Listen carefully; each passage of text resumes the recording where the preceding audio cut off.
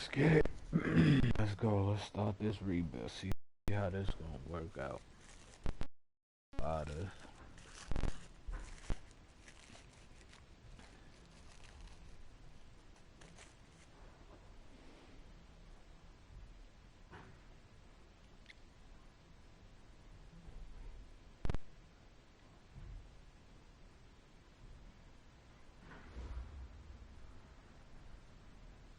Kyler Murray, welcome to the NFL. It's the coach. You're tuned into Week 1 of the NFL on EA Sports. Coming up, Cardinal fans will see the debut of their dynamic new quarterback, #1 overall pick, Kyler Murray, as the Cardinals and new coach Cliff Kingsbury play host to the Detroit Lions. I'll be back at halftime with a look at the early games, but let's get you out to the desert. Here are Brandon Godden and Charles Davis. EA Sports coverage of the NFL takes us to the Valley of the Sun at State Farm Stadium here in Glendale. It's certainly hot outside here in the desert, but somehow this Cardinal crowd turned up the heat a moment ago. They were in a frenzy as their team emerged from the tunnel, and the Cardinals, they're set to do battle with the Detroit Lions. So happy to be with you, Brandon Gaudin and Charles Davis, and we thought it would never get here, but here we are back together. It's opening weekend of the 100th season in the NFL. So much football to talk about. That's our main focus. But how about how much happened in the offseason? Rules changes. Overtime rules were discussed in a big way. Some superstars changed addresses. There's a whole lot to talk about in the NFL in addition to this game we're getting ready to watch. Let's get it. Let's go, fellas. Let's see. Let's rebuild these Lions.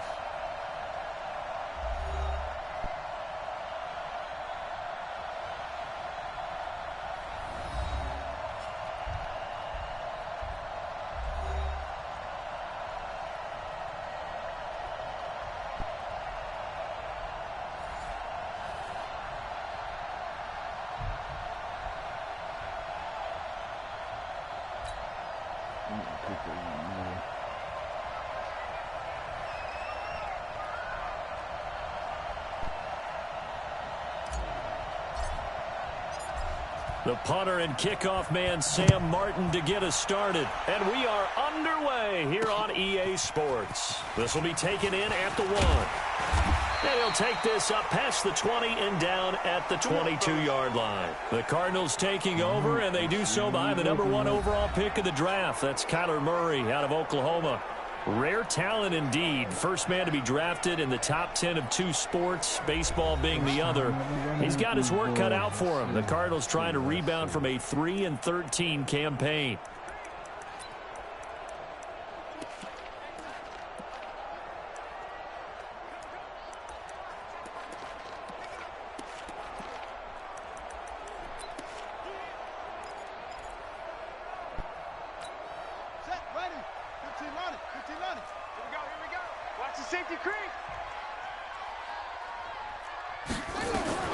Murray now on first down. He gets it into the hands of Larry Fitzgerald. Okay, Larry. And he's going to get this one across the 30-yard line. Okay, Larry. It's a gain of 11 and a Cardinal first down. The young buck finding the veteran there. There is 14 years separating Kyler Murray and Larry Fitzgerald. Murray turning 22 back on August 7th, and on August 31st, Larry Fitzgerald turned 36. But these two guys like each other, and it shows on the field. It's a loss of a yard there, and it's second down.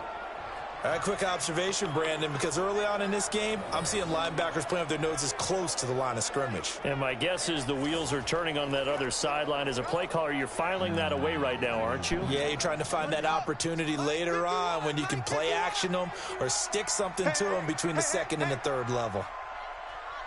On second and 11 now. Murray. He gets this one to Johnson. Now a flag comes in from the umpire after a gain of about 4.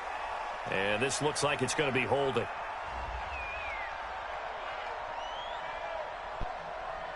And they'll let that play, the completed pass, stand as they decline the penalty.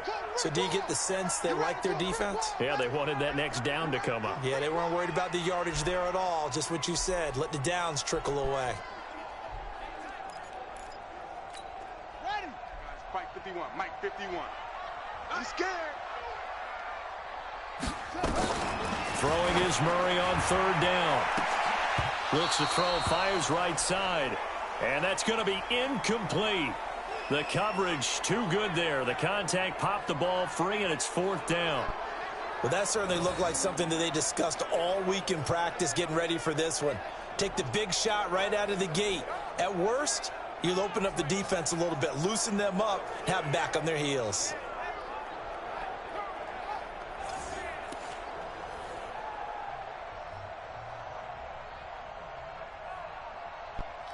Good D, well, good D. On fourth down, here's Andy Leon to kick it away. Jamal Agnew is deep to return it. He steps into this one, and this is a rocket. Now this is fielded in the end zone. Shreds the tackle. Well, he wasn't too far from breaking that. Officially, give him 15. And the Lions are going to take over with a long field ahead and a 1st and 10.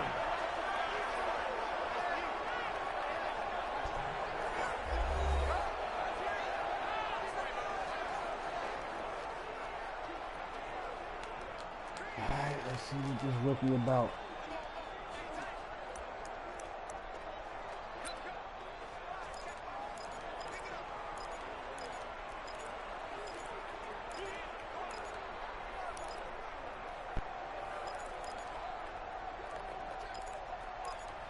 Both these rookies. Set, ready? 10 Lobo. Check, 43. Both these. Get ready, get ready, get ready. Ready, go. 43 is the mic. Here's Ty Johnson, rookie 6th-rounder from Maryland. And he'll get this one up to about his 14. 2 yards on the carry there. It'll be 2nd down. And we look now at the Lions offense. Obviously a tough test for this offense right out of the gate. Road game in game 1 of the new year. Conventional wisdom says, go slow, take care of the football. I think in this case, attack early and get the home team back on their heels. Nowhere to go here. He lost the football. And the Cardinals have got it. Going the other way. And he'll take this into the end zone. Now, hold on here. We do have a flag down. So let's see what this is about. So they obviously declined that, and it is a touchdown. They still had the option, but let's face it. There's no option. There's no option when you score a touchdown. An easy call for them. Zane Gonzalez on for the extra point.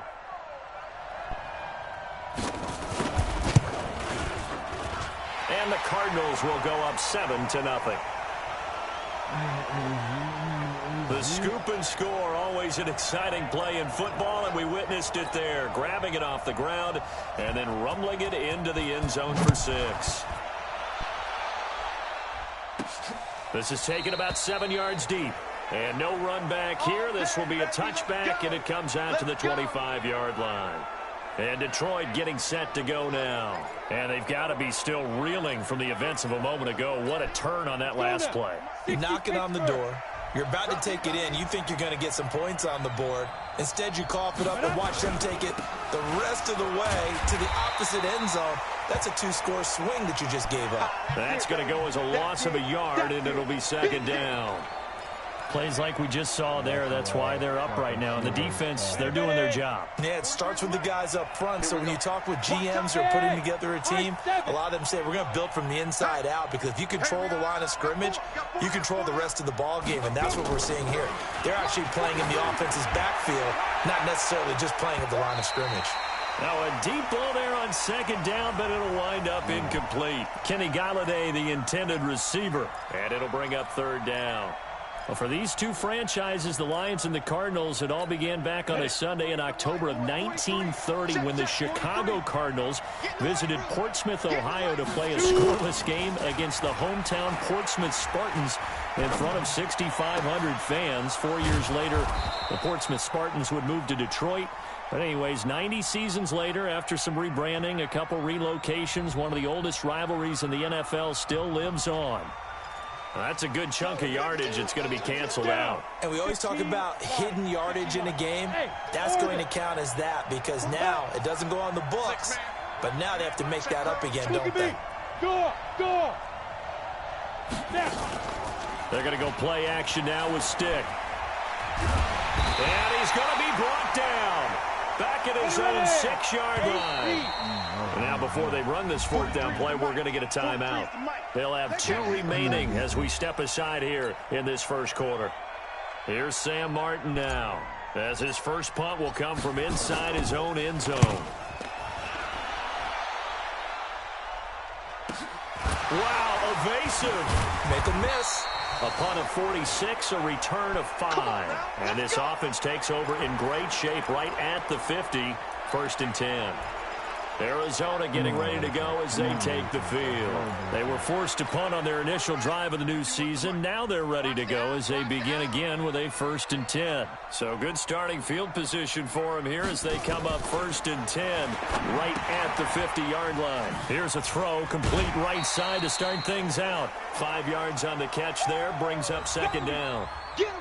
One thing you're hoping for when you run drag routes, you're able to hit a receiver in stride, and he can pick up a lot of yardage after the catch. But in this situation, the defense was effective, able to stop him before he could get a good head of steam going. And now whistles and a flag, and I think we got a jump here. What? A little antsy on the left side of the line. Yeah, I think they got the guy in the end. I think they got the DN there on that one. And let's face it, he is so amped up, wanting to get a good get-off on the snap, jump too quickly. To throw is Murray. This complete to the tight end Clay. And he'll get it down on the play to the 37. They'll get 3 as the drive continues. It's a 1st down. Line of scrimmage, the 37 on 1st and 10. Murray now on 1st down. And that's going to be incomplete. Too tough to hold on to that one. It's 2nd down. He kind of forced that one there, didn't he? It's almost like he predetermined where he was going to go with the football. Yeah, he wasn't really going through progressions. He wanted to go to his top guy. You do that against this defense, they'll make you pay, won't they? Yeah, they certainly will. They react very quickly to the thrown football. On 2nd down, Johnson. And he'll get 3 down to the 34-yard line. Now we're going to get a stoppage here as we've got an injured Cardinal on the field. Boy, not what you want to see in quarter 1 of the new year. We'll be back.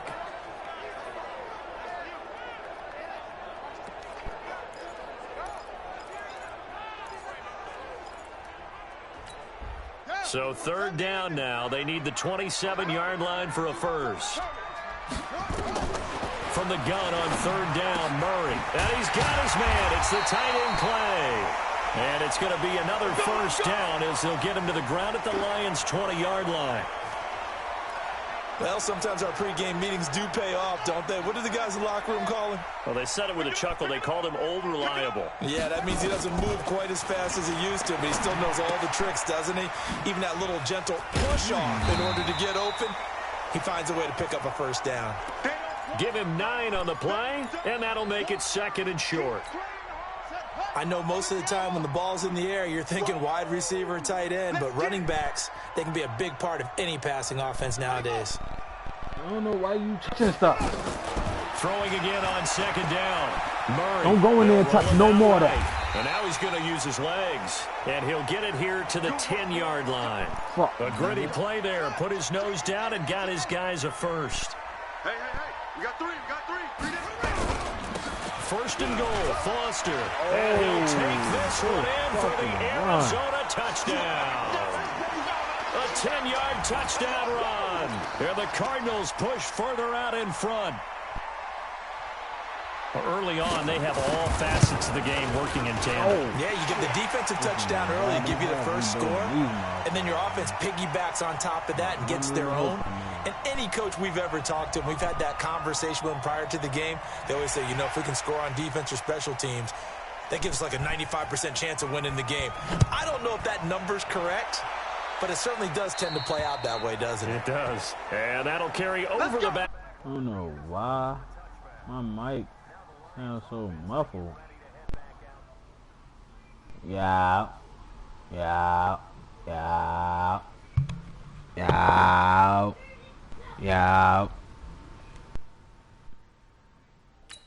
Already already down 2 touchdowns here in the first half. This becomes a pretty important drive, doesn't it? It certainly does, and a lot of the teams script plays. We know that, right? They have a script to start the ball game, and typically those scripts go between 12 and 24, 25 plays. Down 2 touchdowns early, probably not very deep into their script.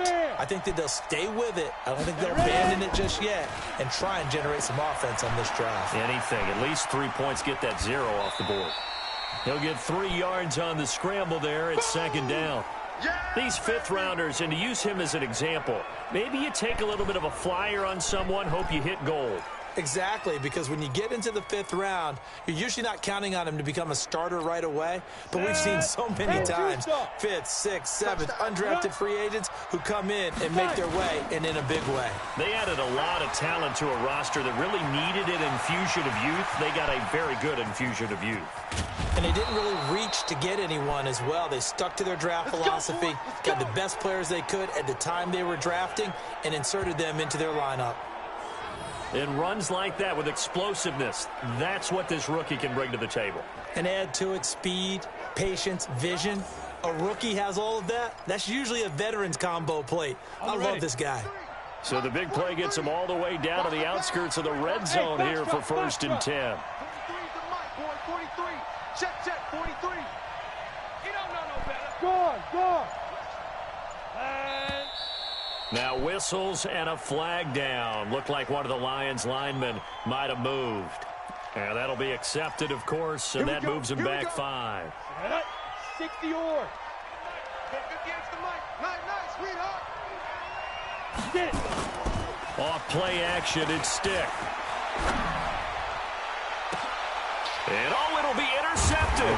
Throwing him. Come on, Baker with a baby. pick. And a big turnover there as his guys will get the football back. Here we go. Murray and the Cardinals with a 1st and 10 at the 20. A 4th-round pick in 2018. Chase Edmonds with a carry. Fights forward for only about a yard up to the 21. Well, we saw him there trying to get it to the outside, trying to get to the perimeter, but not a whole lot of room there. But there's got to be one positive to that. If you keep moving laterally, creases tend to develop as the game moves on, and they can run it back inside later. And he'll be taken down as that will take us to the end of the first quarter of play. 14-0 the score. This is the NFL on EA Sports. So from the 36 now, 1st and 10. They'll run on 1st down, Edmonds. And this will be stopped at the 44.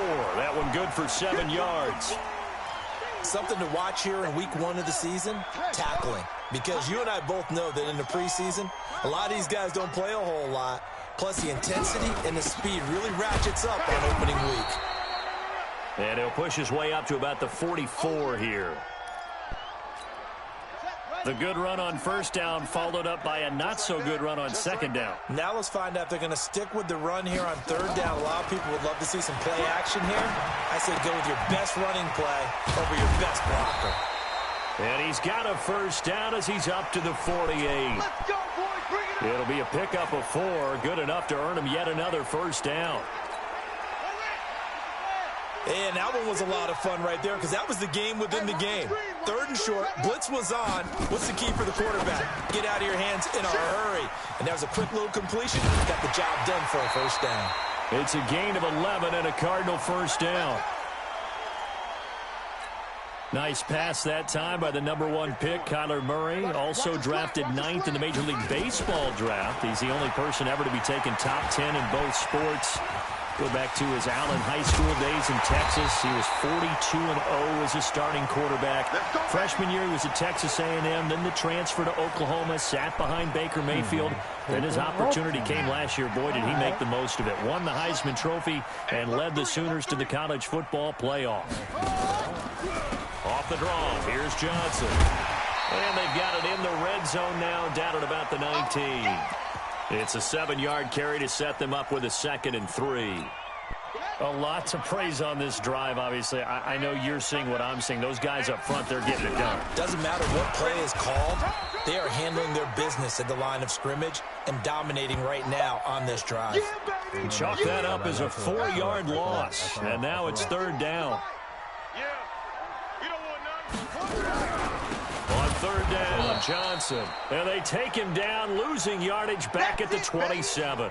Defensively, they rally the troops to force 4th down after that 7-yard pickup back on 1st.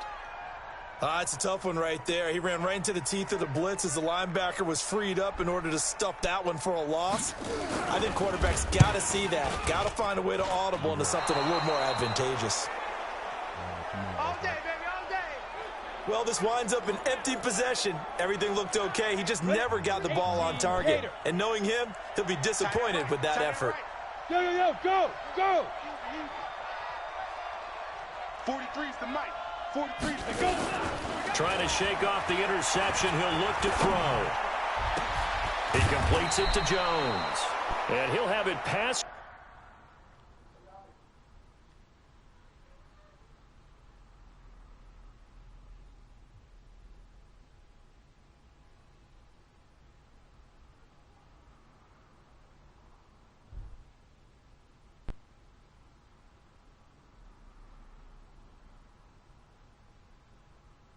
Midfield almost to the 40 before being taken down.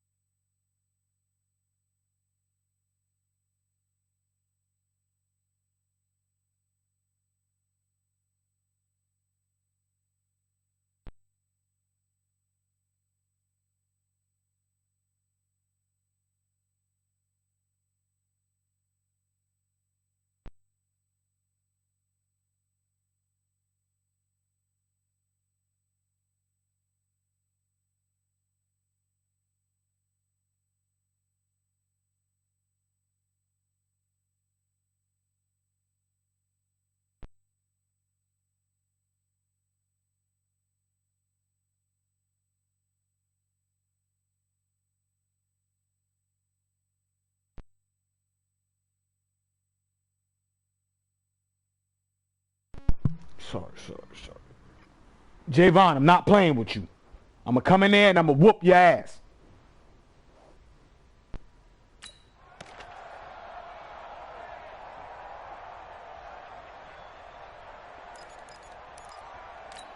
Ready up. This offense finding its legs now. Here's another 1st and 10. The first down carry here for Johnson. He's got the first down here inside the 30. And finally marked down at the 23. First down for the Lions on a nice pickup of 18 yards. We've seen him break off a big run already in this game, and for a second, that one looked like it might be another. Yeah, I think that any defense would say, look, we can't let him get to the second level because sometimes he'll break off the big run on his own, but oftentimes you get additional blocking at the second level, which gets you deeper into the secondary. Back-to-back good plays have him on the move on first down. Watch the pass. Check. Lucky. Be grip. First and 10, stick. Now Come that'll be tipped and on. intercepted. Picked up by the linebacker, Jordan Hicks. Come on. We tip passes.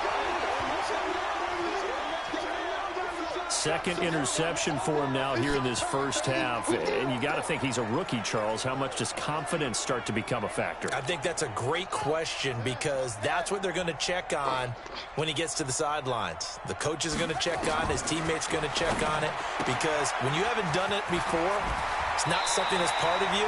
You got to see how you're going to react. Let's see how he bounces back. Yeah, because 2 interceptions for him in college and a half. I mean, that just didn't happen. It'll be an Arizona first down on a gain of 17. Before this season started, Johnson said this new offensive system would allow him to really be effective in the passing game. He actually likened it to 2016 when he had almost 900 receiving yards. He said one of his goals is to become the 3rd player in league history to hit 1,000 yards rushing and receiving in the same season. They also noted that he's really comfortable in this scheme. It's like his college days at Northern Iowa when he was part of a team that based out of a shotgun with a running quarterback. We remind you that coming up in 2 minutes, we'll again head down to visit with Jonathan Coachman in Orlando, back for another year. He'll have scores from around the NFL here on this opening weekend. Now, after the completion, we're going to get a timeout, an injured player. Hate to see this. Week 1 of the season. We'll be back. This is 3rd and 1. Very likely 4-down territory, even if they don't get it, though. Murray to throw on 3rd and 1. He's going to loft. And at the 7-yard line, the catch is made. They're able to convert on 3rd down, and that sets up a 1st and goal. You know I'm going to lean towards the defender, right? You know I'm going to do that. I know. That's a tough situation for him as I see it. But the truth of the matter is, that ball was not... Blitz coming, and down he goes. Come on, line. Come on, line. Well, that was point counterpoint, wasn't it? They decided to throw for it on 1st and goal. Instead, the defense counters with pressure, and the defense wins, getting a big sack. Moved back to the 10. They'll try on 2nd and goal here. On 2nd down, here's Murray. There's the first NFL grab for Andy Isabella. And that is caught. Touchdown, Cardinals. Andy Isabella. His first NFL reception goes for 6. And the Cardinals push further out in front. And he's a little bit on the shorter side as a receiver. Maybe sometimes for the defense, tough to find the little guys, right? Yeah, sometimes they get lost in the traffic, but usually what it means is that rather than just winning with height or even speed, they use their quickness to find a way to get open. Well, tall, short, wide, skinny, whatever. There it results in a touchdown. It's the price for the rebuild. It's the price of the rebuild. Out comes this field general once more, leading his offense back onto the field. Bottom line, he's got to figure things out. He's completed 3 passes, but 2 of them have been to the wrong team so far. And when we talk about the best quarterbacks, we're usually talking about touchdown-to-interception ratio, aren't we? And 2 to 1 is acceptable, but the top line guys, 3 to 1 or better is what they're looking for. Now we're talking about interceptions versus completions. That's not a ratio that should ever be in any discussion. They go back to the air here after the INT on the last drive. Oh, this is taken in. It's complete. Touchdown, Detroit. Marvin Jones, 74 yards, as they are now on the board here in the first half. Coaches must really like to see that from the quarterback because he's had the interceptions in this game, but they're able to connect on the touchdown pass. And teammates love to see that because they know that they miss blocks during a game, but they come back and make them later on. They miss tackles, right? They miss making plays, but the spotlight is magnified on your quarterback. And when he stands up to the pressure and comes back and throws a touchdown pass after throwing some picks earlier, they feel great about that guy. And likewise for him personally, as a rookie quarterback, has to give him more confidence.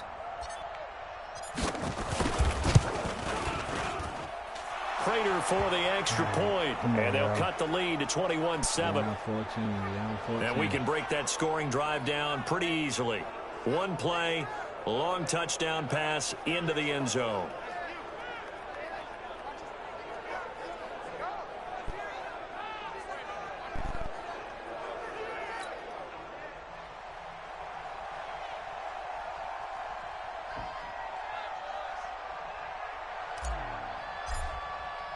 So after the touchdown, Martin now on to kick this one away. This one fielded at the 5. And not a bad return here. He gets it out to the 25-yard line.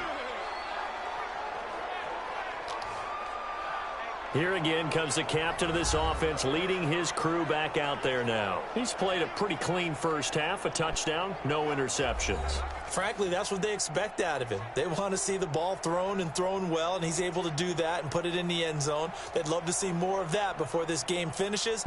But right now, he's got his team in a good spot. A good spot, maybe looking for touchdown pass number 2 here in the second quarter. Strip that ball. First down, Murray. Johnson's got it complete. That goes for 14 yards. First down, Cardinals. Partner, this is one of the best routes anyone can have in their offensive playbook. Tough to defend because you think it's a go route, and then he breaks it back on the comeback. There's one other thing you need as well. A well-thrown ball. Exactly right. You have a guy who has some precision in throwing the football because of the timing of the route. Now I think we're going to get a timeout here. Yes, a timeout here as it looks like we've got a Lion that's shaken up. Hate to see this. Week 1 of the season. We'll be back. To throw again on second down. Murray. And they'll get to him after a gain of 7 to the 47.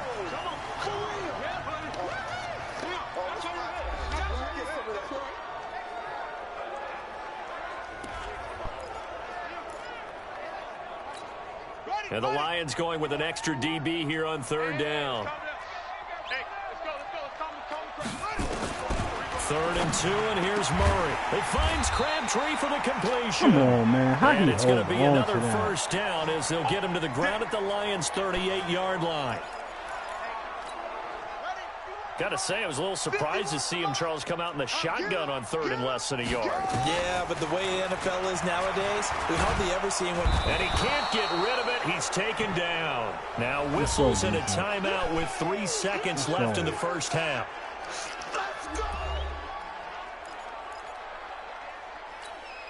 And the job becomes twice as difficult now. After the sack, it's 2nd and 20.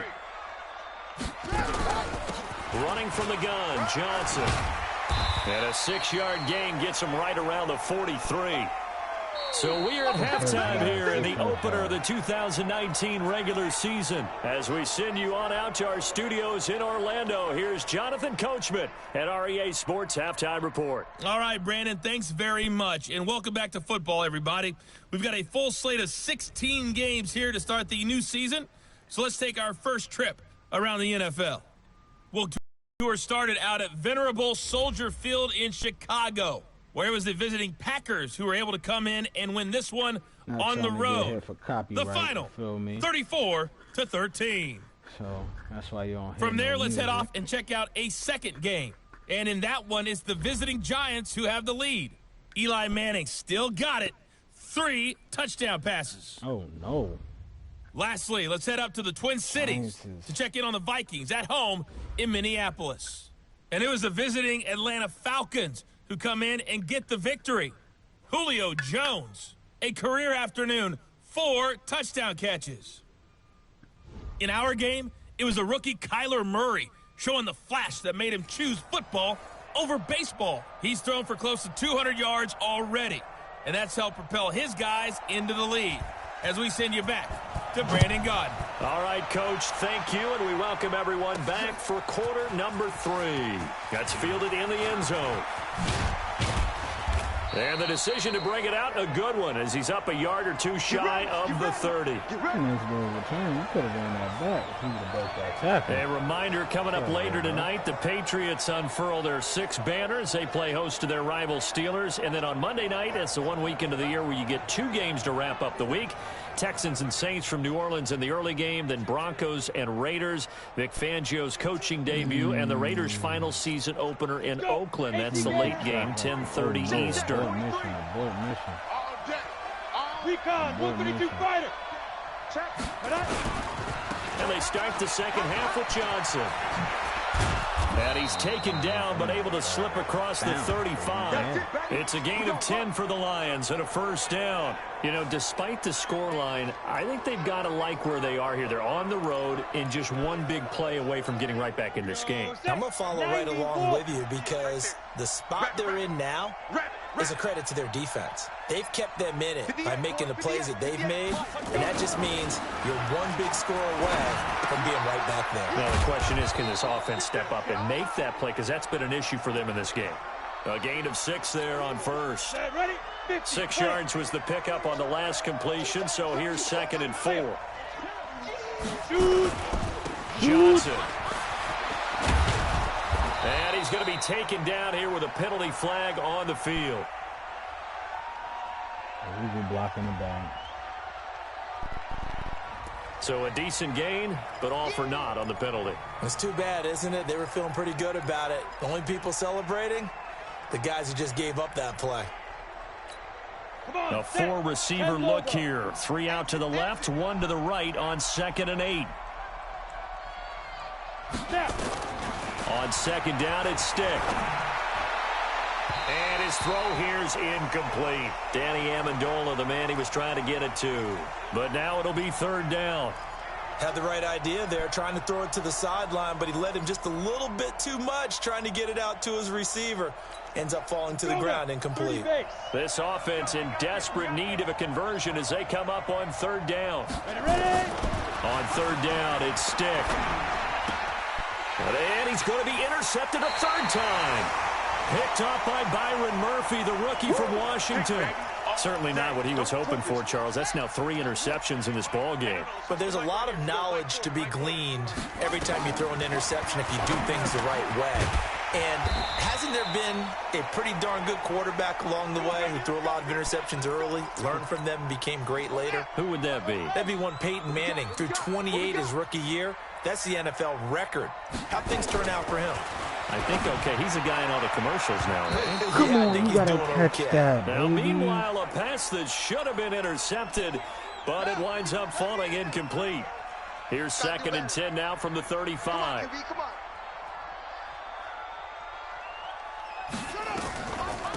From the gun, a run for Johnson.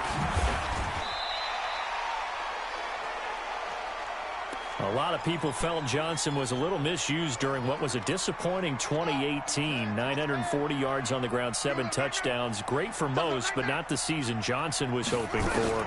And he said this offseason, there are a lot of good running backs in the NFL, but I'm the best. And now he's trying to prove it, hoping to get back to the production that sent him to the Pro Bowl in 2016. That would certainly help his rookie quarterback. I know coaches tell us all the time that having a powerful arm isn't the #1 thing they look for in a quarterback. But when you're trying to throw inside routes and you need to put some heat on it, it helps have the big gun. In this case, just a little bit too much. So he missed that field goal earlier, but he says not this time. Able to knock it through, give his guys 3. I like his poise. I like his confidence, his belief in himself. Sometimes when you miss that first one, you'll see a lot of guys sag and they can't make the next one. Not in this case. Stepped right up like a pro.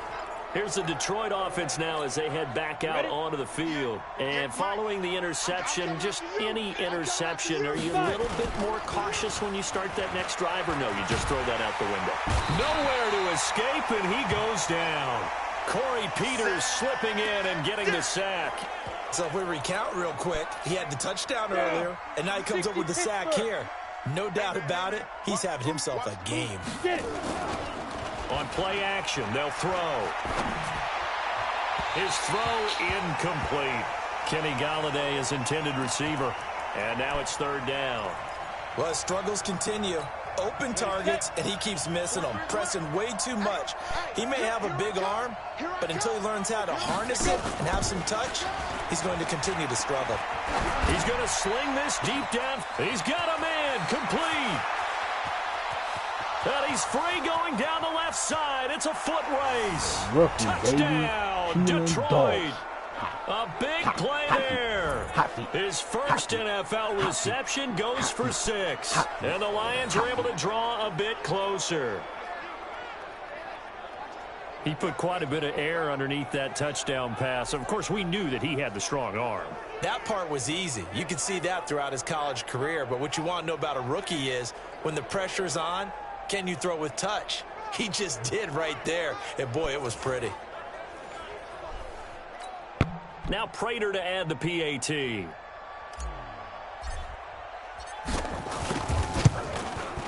It's up and good, so they claw back into it. 24-14 now. So they only needed 3 plays on that drive. And it's capped off by a touchdown for the Lions.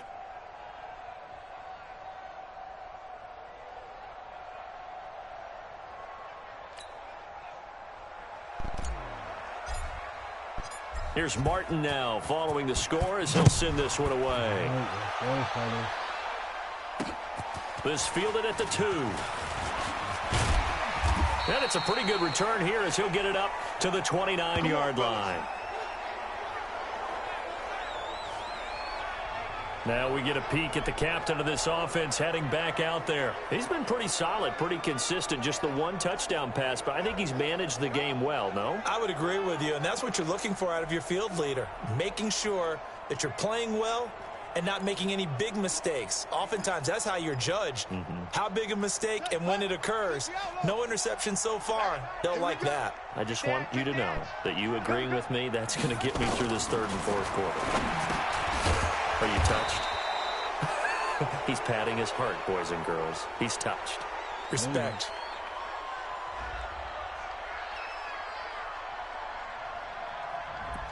So apparently some grabbing there in the middle of the O-line. I've often wondered why that doesn't happen more often for guys that play center. Having to snap the ball and then trying to get your hands into the proper position, that's difficult to do. He got caught that time. Following the penalty, it's Johnson. And this has been a familiar sight all afternoon as they stop him behind the line. They'll wind up losing 3 yards here. And it'll make this a 2nd and long. Mike 51, Mike 51. Here we go, D. All day, defense. Throwing on 2nd and long. Murray, that's going to be caught by Kirk. 6 yards is the pickup, and that'll lead to a 3rd down. I know many people like to throw to the tight end, maybe in a little flexed out position because he creates mismatches with his size. But slot receivers do the same thing with their quickness, their speed, and their route running savvy. Murray with a 3rd and long. Airing one deep for Crabtree. And it's going to wind up incomplete. However, we do have a flag down. Let's check in with our referee. This home crowd, they're happy with that call. I like the way you said happy there, right? The so-called good guys didn't get a call, and they feel like it's been that way all afternoon. You feeling their pain? They finally got one. Yes, they did. Murray's throw on target to Christian Kirk. And he's got this down to the 35. 15 yards that time, and the Cardinals move the chains. Murray now. 5 straight completions here in this second half. 1st and 10.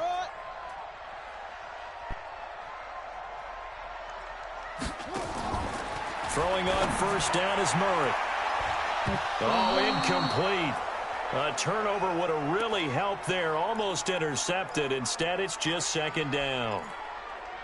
And that's one he's got to be happy to have back. There wasn't a hole open in the zone. You'd have to think on early downs like that 1st down there, need to be a little bit more careful. Yeah, fortunately for him, got a couple more downs to play with. Looking for Fitzgerald, and it's intercepted. Picked by Tracy Walker. And he'll take this all the way down inside the 40. Let's go. Interception, baby, all day.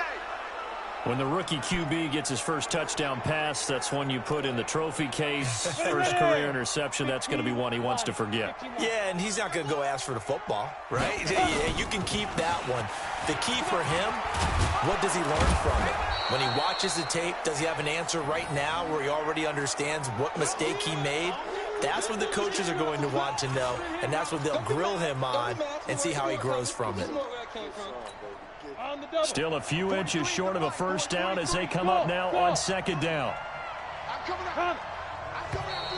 Now flags will come in. I think this one's going to be on the defense for jumping.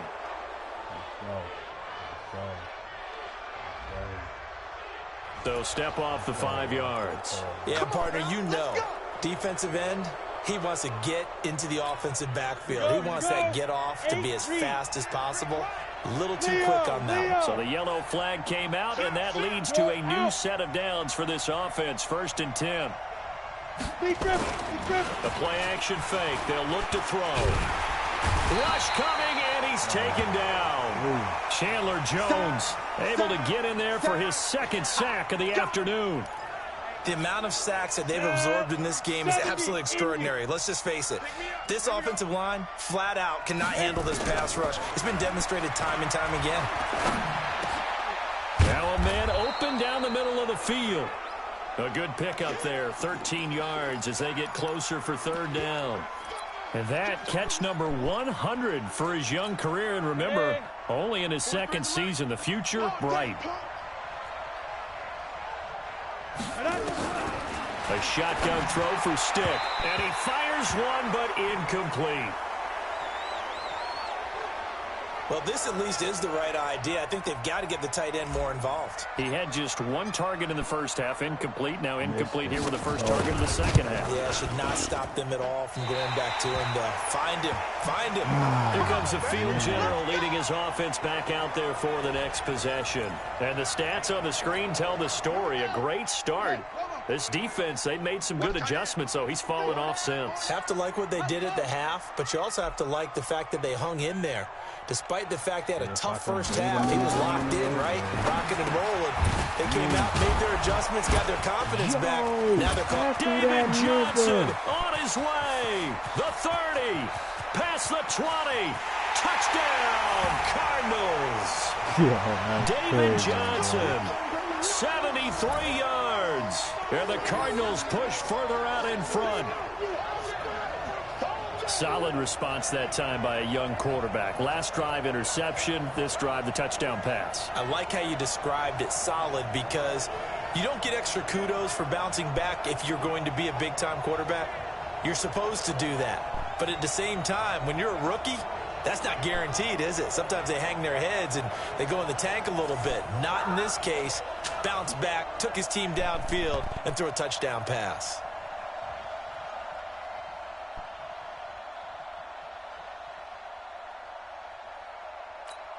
Gonzalez now to add the extra point.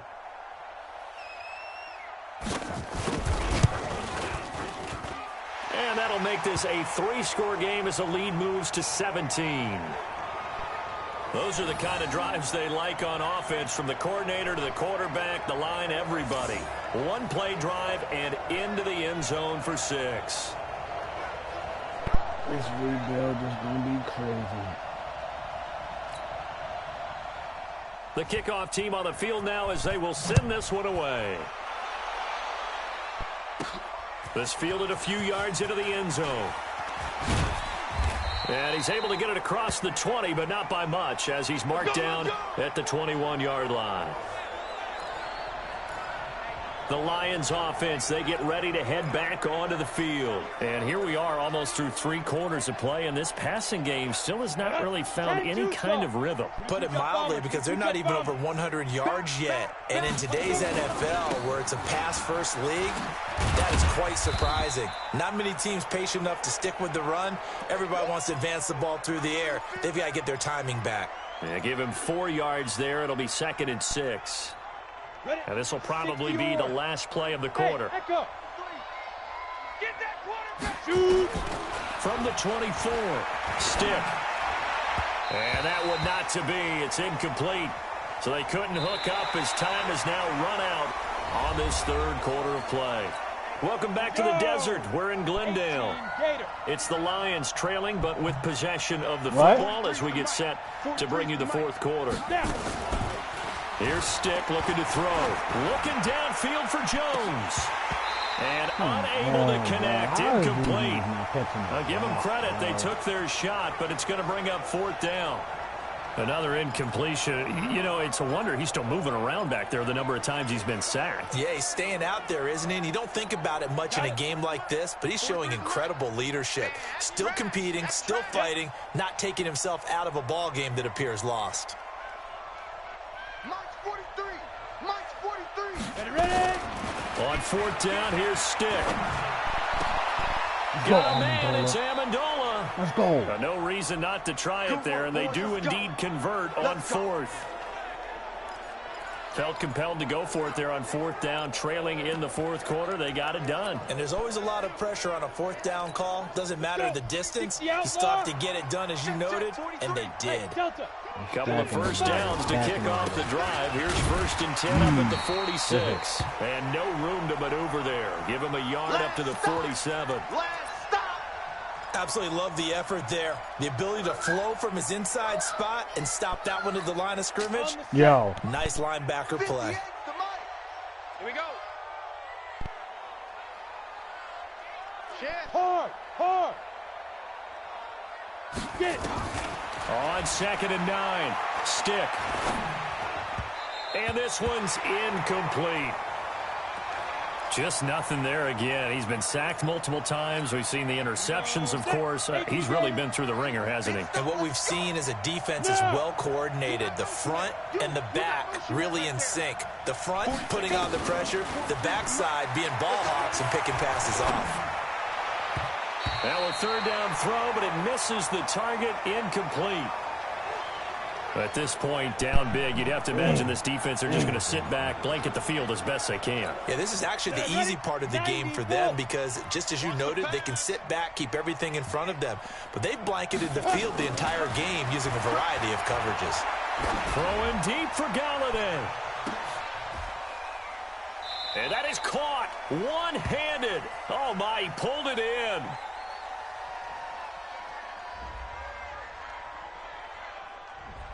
Well, your QB's been sacked 4 times in the game already, and they're the holding goal. And you know darn well the offensive line coach is frustrated and upset that he's been hit that many times already. He doesn't really care that they hold now. Just don't let him get hit anymore. Got to try it here. He's back to throw. And the pressure will bring him down here. The Cardinals get home for the sack. Corey Peters. And the Cardinals will now take over with excellent field position.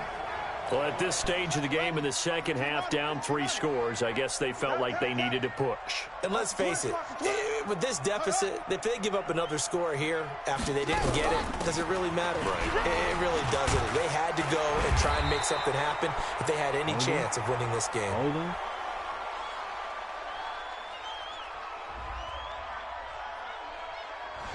They get the tackle, Marcus Gilbert, second-round pick back in 2011 out of Florida. Let's make these babies cry all the way back home, yo. Now a 10th carry for Johnson. And down right around the 32-yard line, 4 yards on the pickup.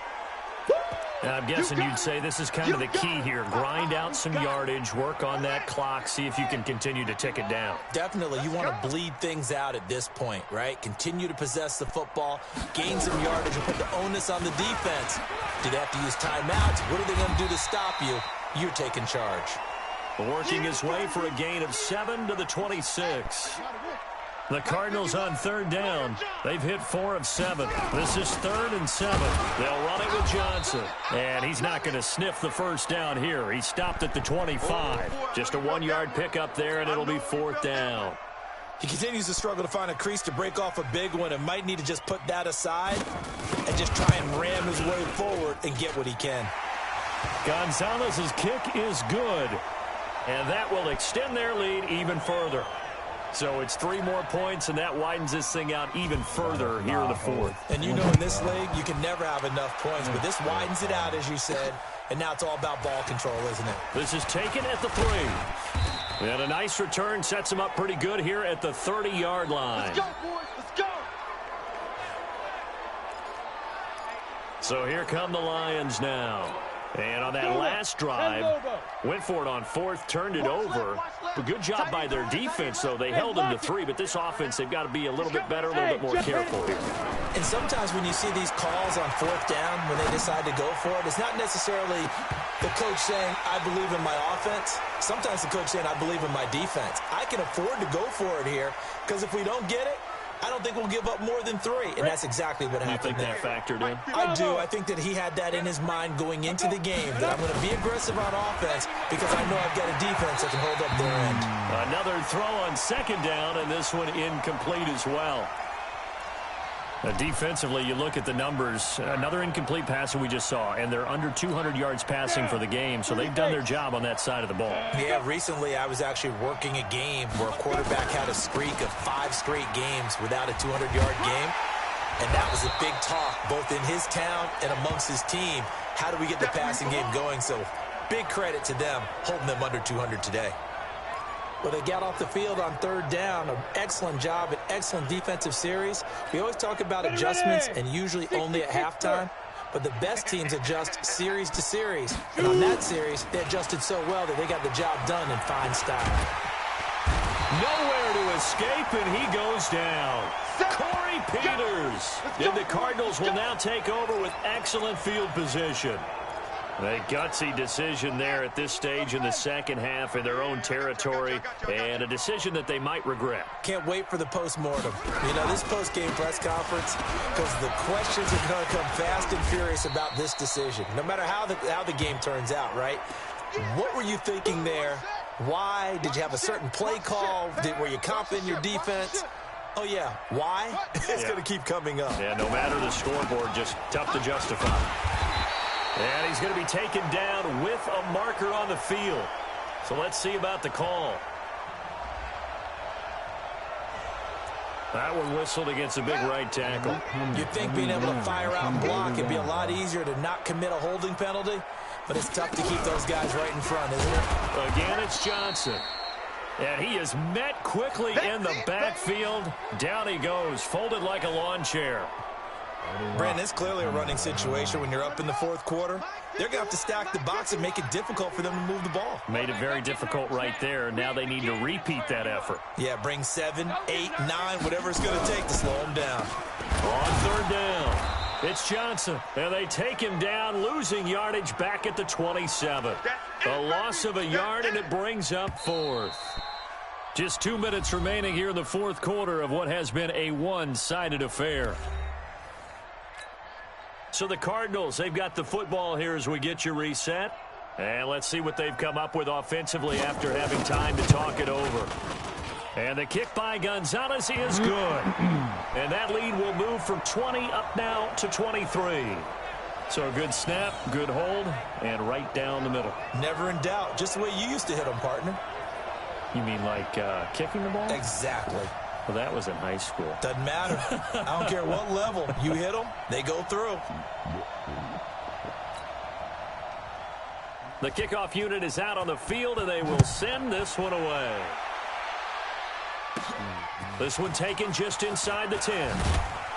And a good return as he'll be stopped just shy of the 30-yard line. Here we go. Here we go. Here we go. And Detroit getting set to go now. They're down big here late. I don't know. You just one last drive here for pride? Some people like to do that. I remember playing for a guy once. We were down huge, and someone said, "Coach, what do you want to call?" He just waved a hand like, "Who cares? Let's get out of here and do something some other time." But some teams like to do something at the end to feel a little bit better as they continue to move forward. Yeah, probably just want to put this one behind them. This complete to Jones. First down, Lions on a pickup of 13. Now that was pretty. They executed that curl route versus zone coverage, and that changes things a little bit because against man, it's often a tight curl, tight, sharply run route. Against zone, you're just looking for that open spot, that dead area, so you may curl it a little bit wider just to get to that place. And usually a tight window. He fired a bullet in there for the completion. He started out having some troubles back in the first half connecting with his receivers. Really hasn't gotten a whole lot better. Yeah, he's at less than 50%, and you and I both know that just won't do. So I would think about spreading things out, putting it on the receivers, make them win those one-on-one battles on the perimeter and find their way open. Now a deep ball there on second down, but it'll wind up incomplete. Now they face a 3rd and 10 after back-to-back incompletions. Stick looks to throw it again. And he'll find Galladay. That's complete. And they're able to work this to the 25 before it's all said and done. One heck of a third down conversion. 33 yards. Defensively, I know they have the comfortable lead here in the fourth, but they do not want to give up big plays like that. They want to finish strong. So oftentimes in this situation, you tighten up underneath in your coverage, and you bring your safeties back. And he takes this one in for a Lions touchdown. 25 yards for the touchdown. And the Lions are able to cut into this lead. Obviously, the scoreboard right now is not the friend of this rookie quarterback. But, hey, a touchdown pass there maybe builds a little confidence. Every rep is valuable when you're a rookie. Every time you step up and throw the football, there's a lesson to be learned. Yeah, he took advantage of a little bit of loose coverage there with the lead. But at the same time, got it done. And it'll take a little bit of satisfaction away from that throw.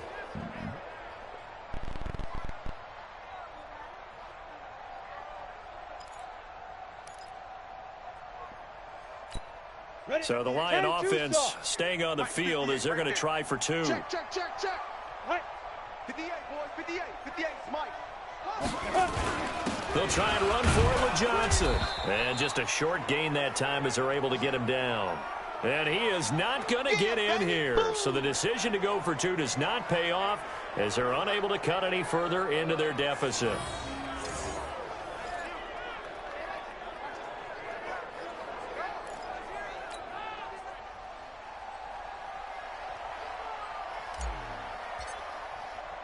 So after the touchdown, Martin now on to kick this one away. And this will not be returnable. It's out of the back of the end zone for a touchback. Here's the Arizona offense now as they get set to take over. And a few kneel downs should just about do it. Now, defensively, they do have all three timeouts, but very little reason to use them at this point.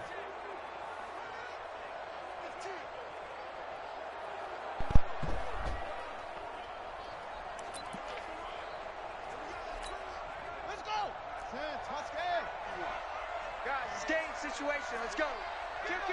Kill. They begin the drive with Johnson. And he's upended at the 33 following a good pickup of 8. That's it. That's what you want. Straight ahead positive gain. Just keep that clock ticking. Here's a 2nd and 2 now from the 33.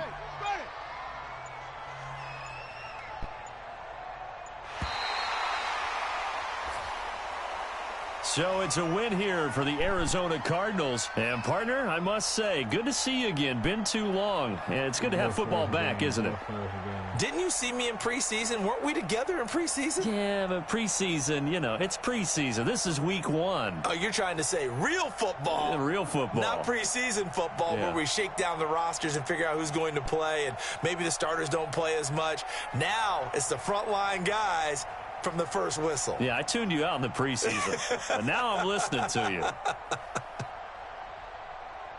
So for the Cards, that'll be a happy locker room as they start this season 1-0. And they'll hit the road next week to take on the Baltimore Ravens. Meanwhile, for the Lions, they go down to defeat here in the opener. And they'll get a chance to redeem themselves at home next week. That'll do it for us. I'm Brandon Gaudin alongside Charles Davis. Thanks to our entire crew as well. We'll talk to you next time. So long, everybody.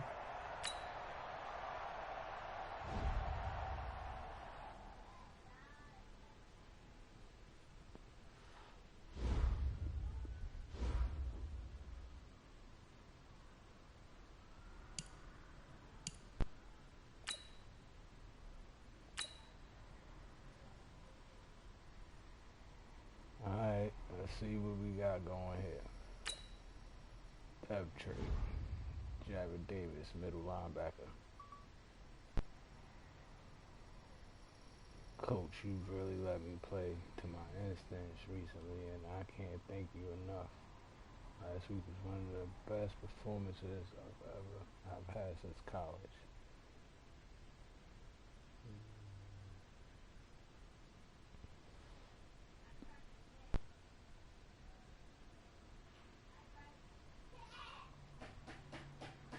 Alright. Got you, Jared.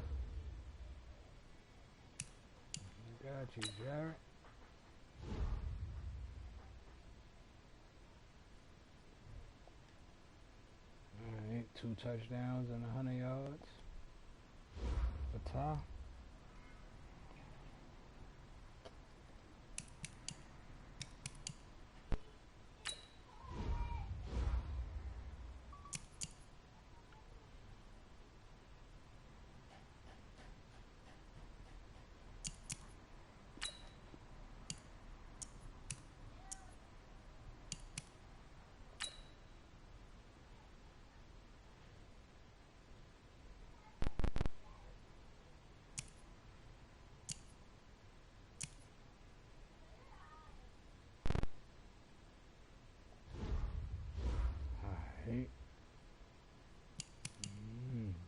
No upgrades this week.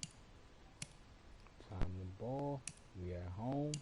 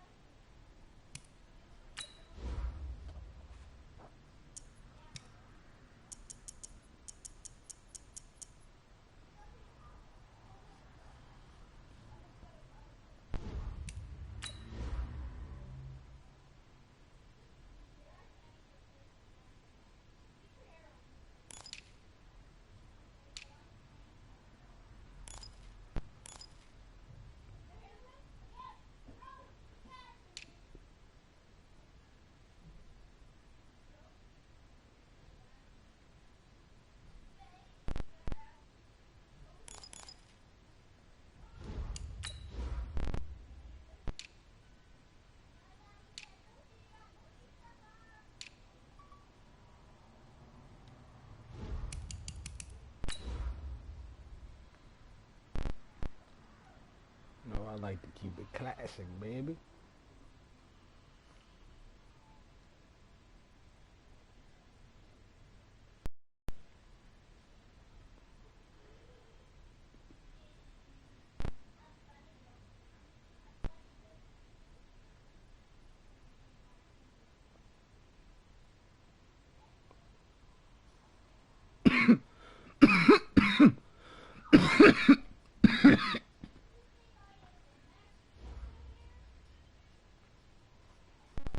Hello, everybody. It's the coach. This is Madden 20 on EA Sports. We are just moments away from what should be an excellent matchup between the Los Angeles Chargers and the Detroit Lions. I'll be back with you again with scores around the league at halftime. But kickoff right around the corner.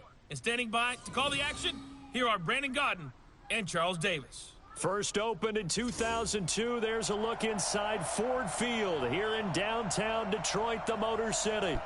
Both teams emerging from the Ford Field tunnels just a short time ago. And, of course, the loudest cheers were reserved for the hometown Lions. They're set to go as they will match up with the Los Angeles Chargers.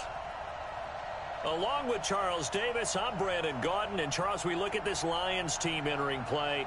They come in off a loss in the opener last week. That one was on the road. Now they get their first taste here of home cooking. And what they're hoping to do is feed off the energy of the home crowd. Great tailgate, great fan support. Let's see if they can put it to good use. Meanwhile, for our visitors, the Chargers, they come off a good win in the opener on the road, and they get a second road game here. Yeah, the schedule makers didn't really do them any favors, but if they can win here and get to 2-0 on the road, they could be well set up for the rest of the year.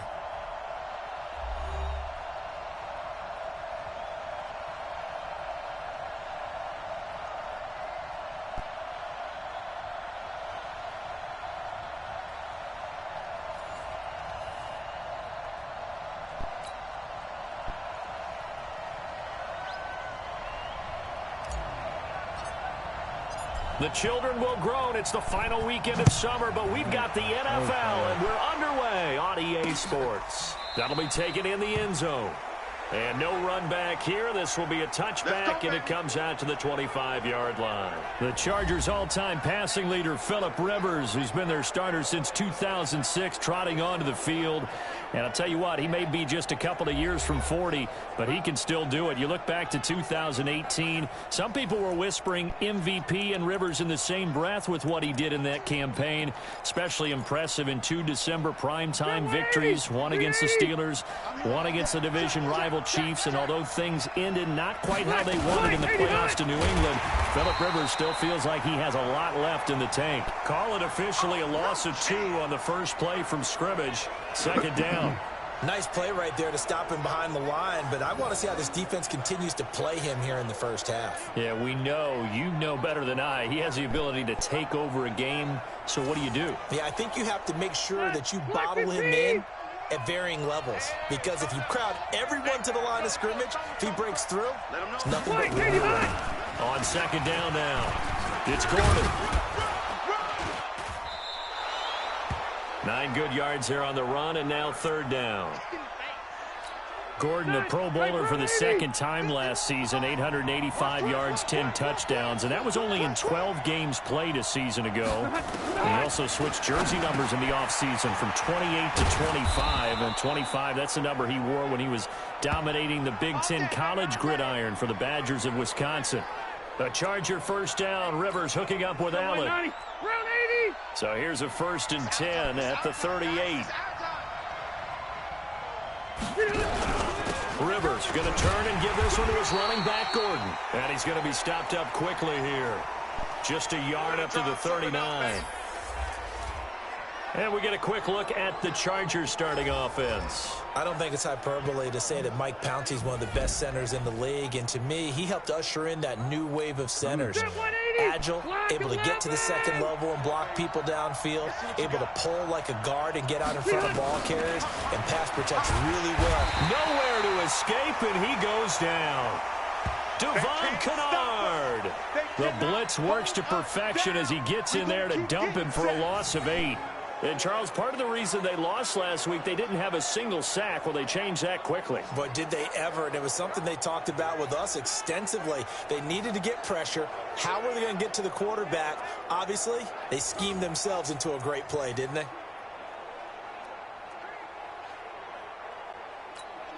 So it's 3rd and long for the Chargers and Rivers after the sack. Let's put that team on the punt. From the shotgun, it's Rivers. Gets it to Benjamin. It's caught. And it's going to be another first down as they'll get him to the ground at the Lions' 45-yard line. I think it all came together there. In-breaking route, drove it with excellent pace. Money throw right there to move the sticks.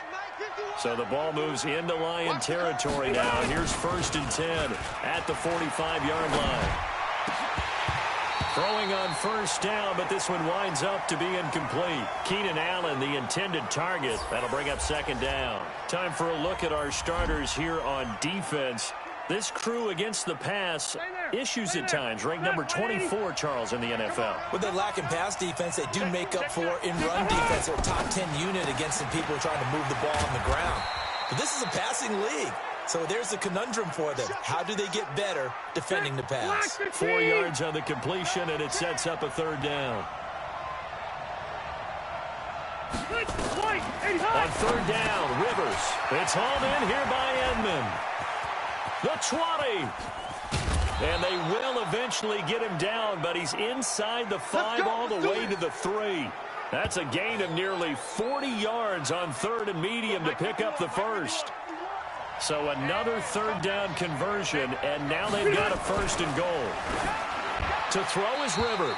To the end zone, but it's incomplete. He was a 2nd-round pick. Many scouts thought he could have gone higher than that. And I was one of them. Even though I don't scout for any particular team, I had a 1st-round grade on him. And frankly, I'm surprised he lasted to the 2nd round. They got a steal with this player. And you take a look at this draft class from a season ago. Really, it grades out as a pretty darn good class. So you have to give a lot of credit to the entire scouting organization. General manager, personnel department, college scouts. It all came together. They evaluated it very well and got a nice payoff. A terrific job there to keep him out of the end zone. And now it'll be 4th and goal. He wasn't the primary target, but I think it was almost like a check down situation, wasn't it? Yeah, hoping he can break some tackles, a big tight end, but he couldn't do it. Yeah, get into that big frame and hope he can scatter some bodies, unable to get it done. Badgley's kick is good. And the Chargers grab themselves a 3-0 lead. The Chargers, a team that's really been plagued by poor field goal kicking the last decade or so, but I think they feel they've solved their problems with Badgley. I would say so. He went 15 for 16 in 10 games last season, undrafted out of Miami. And remember, he had 5 field goals in the playoffs against the Baltimore Ravens. So here are the Lions under 2nd-year coach Matt Patricia. They'll be led out by a 5th-round pick in the 2019 draft out of North Dakota State. It's Easton Stick. And he made both sides happy last week, didn't he? 3-3. I mean, his guys, they caught 3 touchdown passes, but he threw 3 interceptions.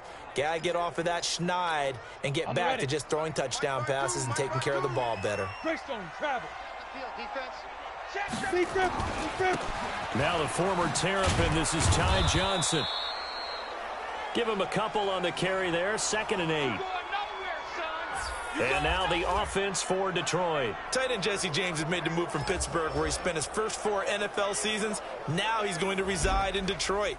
A big target is 6'7", a terrific run blocker, has a great chance to beat his career high in receptions of 43 in 2017 in the Lions' pass-first offense.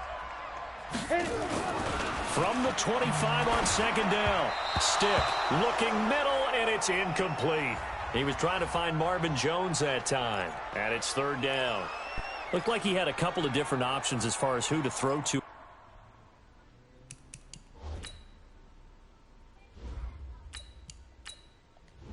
Nice, Stick.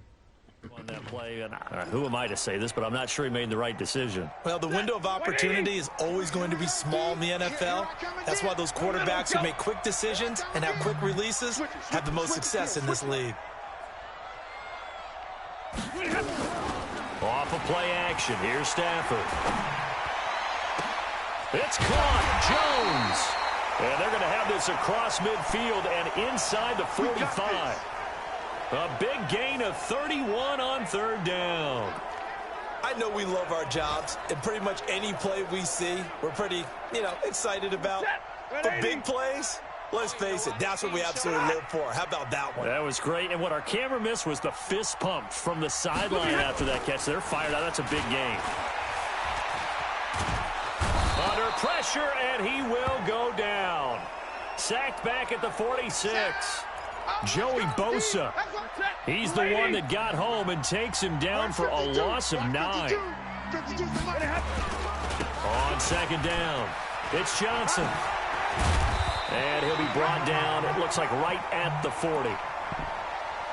I was pretty surprised there when they lined up to run it on second and long, but it worked out for them. It certainly did, and that requires some confidence, some fortitude, and a little bit of hope, doesn't it? You hope you catch the defense just right and break off a big run to help yourself out on the next down. Stafford now to throw. He's going to look deep down the field. And the throw there going to be incomplete.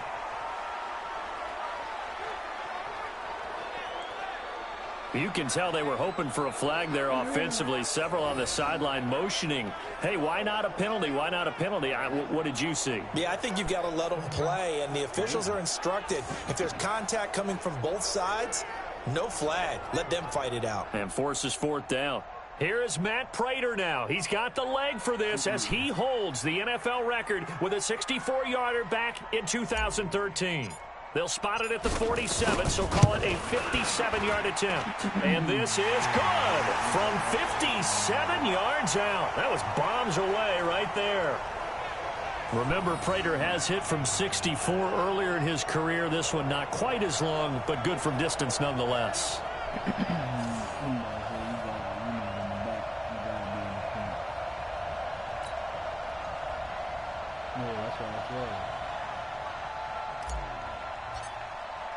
Each team with a possession, each team with a field goal as the kick is away.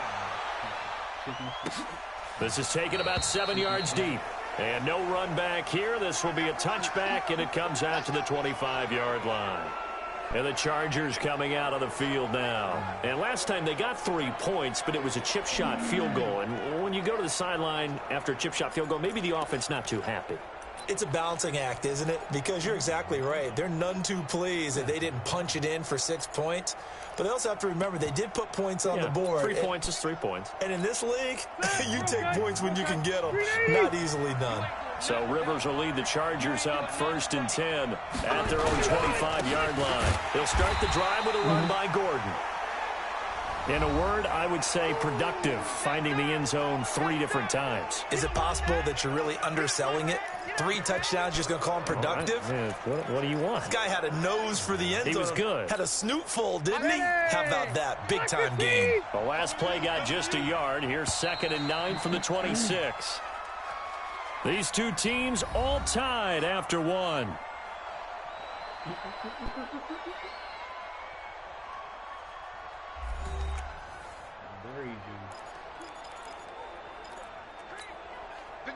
Hey, Brown 80! Here we go, let's bring it! Let's go, let's bring it! Let's bring it! Behind! On 2nd down, they'll run with Gordon. And the running lane's non-existent in this first half as they'll stop him behind the line. That'll be a loss of 4 yards on the play. And that'll force upon him a 3rd and 14. When you think of Mike Daniels, you think of strength. Hard to knock off the football, but surprising quickness and ability to move and evade people. How about that play there?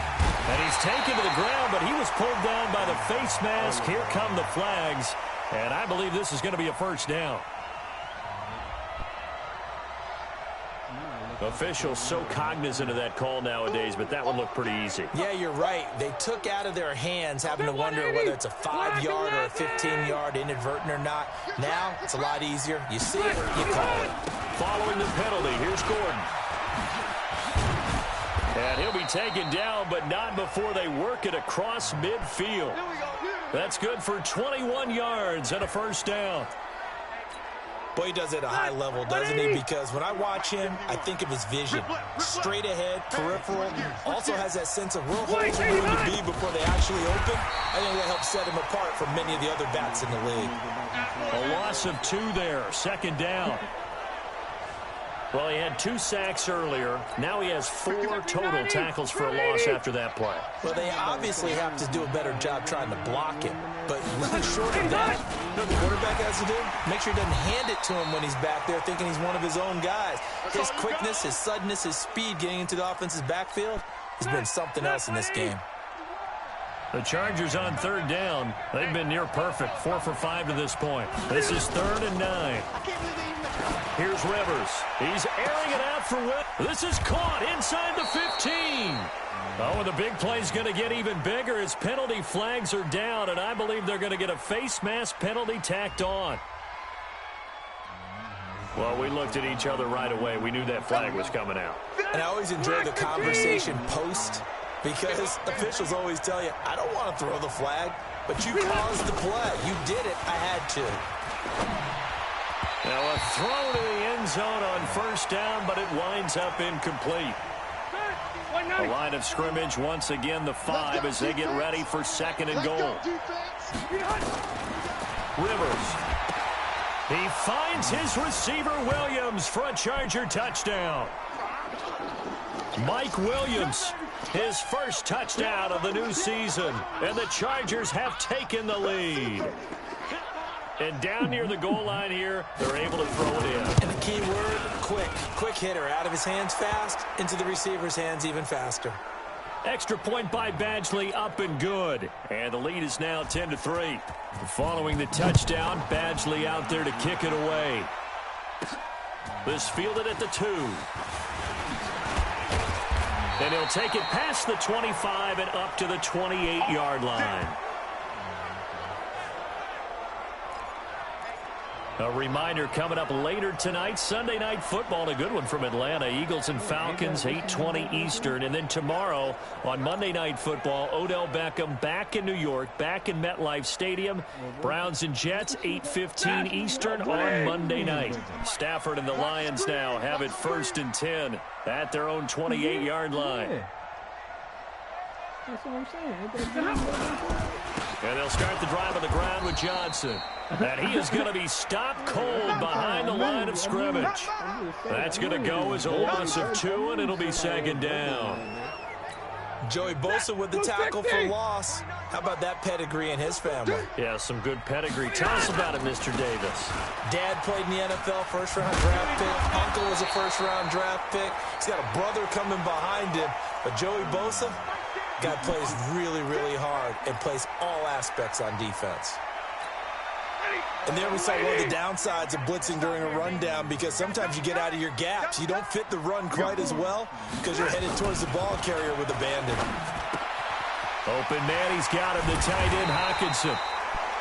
And he slips up past the 45 before being tackled.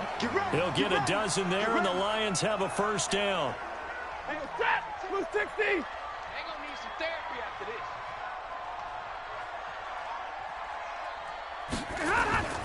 They'll fake it. Now Stafford rolling to his right. Jones has it. A big play on the catch and run, covering 34 yards. And that might be exactly what they needed to wake up this home crowd. They haven't given them much to cheer for so far. And never underestimate the effect the home crowd with you can have on a game. And he's going to go down. They sack him back right around the 30. Joey Bosa picks up his 2nd sack of the afternoon.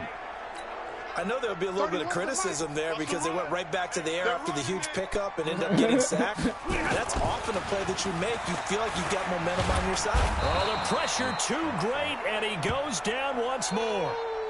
Joey Bosa getting him once again his 3rd sack of the afternoon. Okay, let's go back a little bit and see if my schooling comes to the front. What's that old saying? Those who forget the lessons of history are doomed to repeat them. That's the same guy who's gotten back-to-back sacks. I think a double team may be in order. 3rd and long. It's Stafford. And that will be incomplete. Well, they weren't scared to let it fly, but it falls to the ground and brings up 4th down. Those passes out that far wide always make you hold your breath a little bit. Felt like it was in the air for a while. What it does is allows a defender to gain some ground, come from a long distance, and have a chance to affect the pass. And his kick is good. He got every bit of that one as it's good from 56 yards out. These kickers now, it's like we take them for granted. Kicks like that used to be such a big deal, and now you just expect them to make it. Yeah, you're exactly right, and we shouldn't take them for granted, but I have a theory about it. You want to hear it? Yep. They are more athletic now than ever before. Talk about kickers. Trace their backgrounds, trace their histories. You'll find that they were big-time athletes all along, but their kicking was so prevalent that we made them specialists. Well, and now those 50-plus yarders seem easy for some reason. Phillip Rivers now gears up to take the offense back out there. They've got the lead. He's a big reason why. Looking sharp so far. And as we travel around the league, we see quarterbacks get it done in a variety of ways. But today's NFL does tell us one thing. If that guy doesn't play well, their team's not going to win. And right now he's got his team in the lead. And now they'll look to extend that lead. 2 minutes remaining in this first half of football. A reminder, coming up at halftime, we'll head to Orlando. Standing by there, Jonathan Coachman. He'll have stats and scores from around the NFL in his second week of the regular season. That throw into the arms of Allen. And this will be good for a pickup of 9 to the 46. That last catch short of the marker by just a yard leaves him with a very manageable 2nd and 1. Rivers complete. Hunter Henry with a grab. And he'll get it out a couple yards shy of midfield at the 48. Rivers on 1st down. Nowhere to escape, and he goes down. Jared Davis leading the surge there as he drops him for a loss of 6. The Chargers going to signal for the first of their timeouts as they'll stop it with exactly a minute to go before halftime. Sacks, a growing theme in this first half. This is 2nd and long. Working out of the gun, Rivers. He's going to loft one deep left side here. And he bats it away, and it falls down incomplete. Mike Williams, the intended target, and it's 3rd down. An incomplete pass on that last play, and that means they'll need to come up with something here on 3rd down. And this time he's going backwards. So after the no gain on the last attempt, here they get him behind the line. The Lions will use the first of their timeouts as the stoppage will come with 23 seconds to go till halftime. Perfectly designed blitz right there. They took that one from the grease board to the field because they were able to free up their linebacker to get into the backfield and spill the play. He was called on 3 times in the win last week as his first one here's away. On the return, here's Agnew. 34 yards on the return, but for a moment looked like he had a shot to go all the way. And control of the football switching hands with very little time remaining until the half. So from the 36 now, 1st and 10. The shotgun snap for Stafford. Throwing deep for Galladay. That's going to be knocked away and incomplete.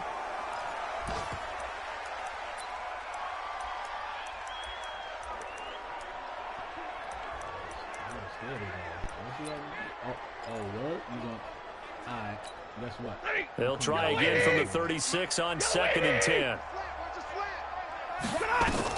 The final shot before the break. Stafford being chased out left. And now he'll let this one go deep. Back over the middle. Incomplete, but a penalty flag is down in the backfield. Let's get the call.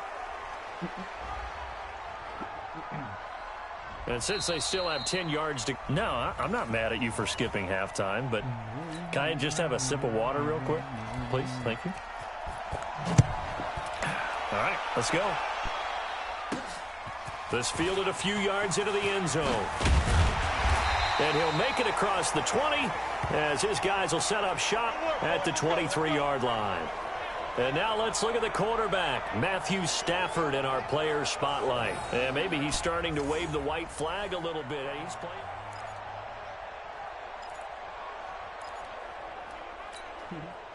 The Lions offense ready to kick off their next drive. They're down here, but very much in this game. What's the tonality of a coach's talk when a game is within striking distance like this at intermission?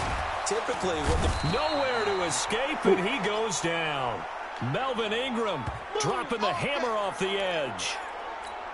Well, so much for setting the tone of the drive offensively. Giving up a big sack that loses that kind of yardage, not a great start. On second down now. It's Johnson. And a nice gain there as he'll be taken down just shy of the 20.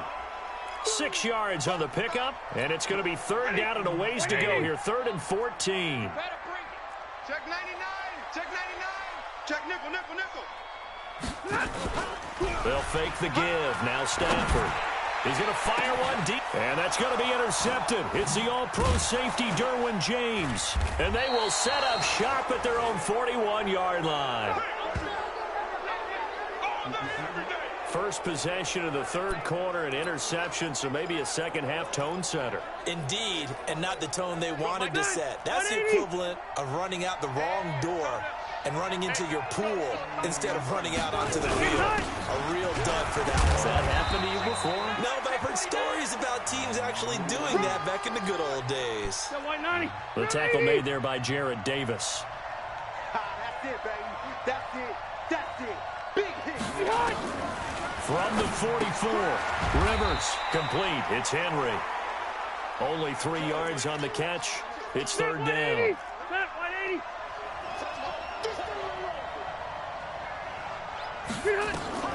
Throwing Rivers. Sets up the screen to Gordon.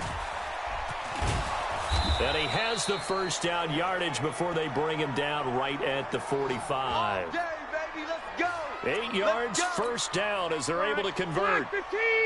Rivers now 11 of 15 through the air. Here's 1st and 10. Now Rivers going to give it off to Gordon. And he is met in his tracks behind the line of scrimmage. It's a loss of a yard there, and now second down. 51 to Mike, boy, 51. Here we go, D, get off the field. On second and 11 now. Rivers. And that is intercepted by the Pro Bowl corner Darius Slay. And his guys will take over at the 25-yard line. Oh, man, Brandon, not a real good throw that time. It looked like he tried to put a little too much air under this one, and it turned into a floater. And defensively, this is a dream. He could have fair caught that one. That was way too easy. He'll buy some time. And a big loss here as he's taken down. Joey Bosa. Who else? He's in there for his 4th sack of the afternoon. Brandon, I think you understand the type of afternoon this offensive line is having. It is a long one for them. Long for you to spend it with me. Long for them trying to block those guys. They've given up a whole lot of sacks, and the speed and quickness that defensive line is eating them alive. It's a pickup of 12, and that'll set up a third down.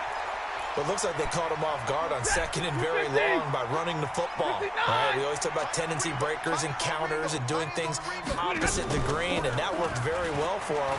Picked up really nice yardage. And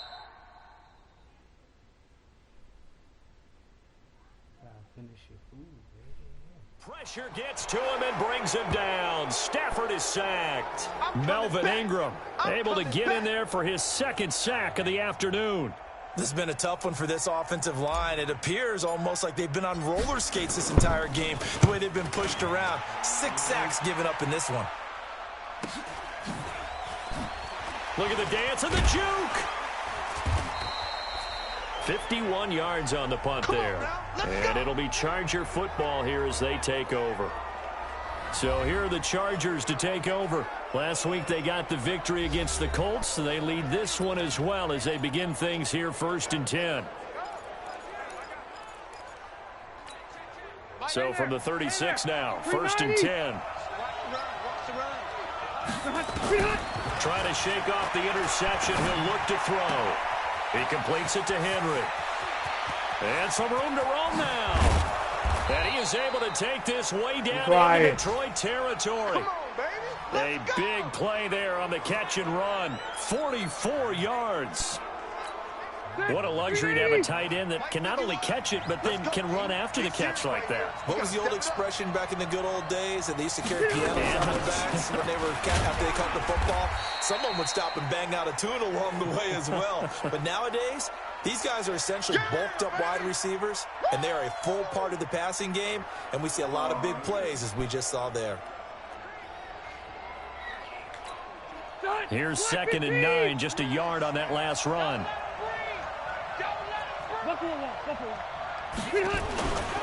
Now Rivers. Got his man. It's Williams.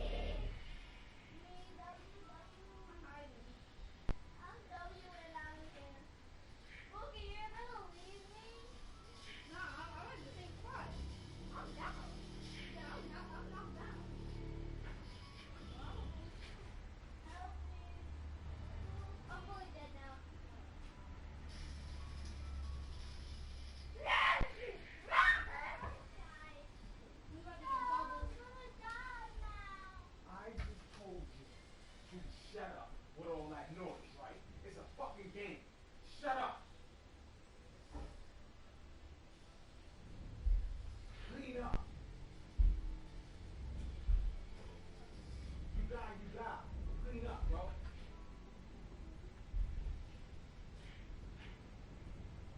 Clean up.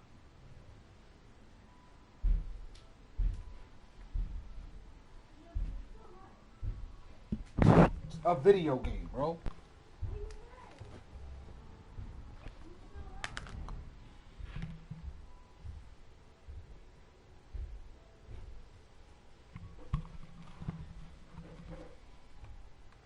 Let's go, let's go! Forget height and catch radius. When you run the fade really well, run down the defender, kind of take him a little bit towards the middle of the field, and then fade to the sideline and give your quarterback some space, it can be executed that well, just as we saw. And now the Lions going to stop us momentarily as they call a timeout. It's just their first, so 2 remaining as they burn one here in this third quarter. Okay. Round 80! Hey, 4 down. First and goal, Melvin Gordon. And he is into the end zone. Touchdown, Los Angeles. Touchdown. Melvin Gordon, his 4th touchdown on the year. And the Chargers, they're able to widen their lead. I know the play ends up in the end zone with one person carrying the ball, but how about that big mass of humanity that guided him to that spot? Yeah, they got there, but I love the dive. Always a fan of the dive. Extra point by Badgley, up and good. And that will shave one more off this lead. This fielded a few yards into the end zone. And he'll get it up past the 20 to the 22-yard line. Here's the Detroit offense now as they head back out onto the field. And on the last go-around, they really couldn't get anything going. They're the punt from deep inside their own territory, which means you're going to lose the field position battle as a general rule.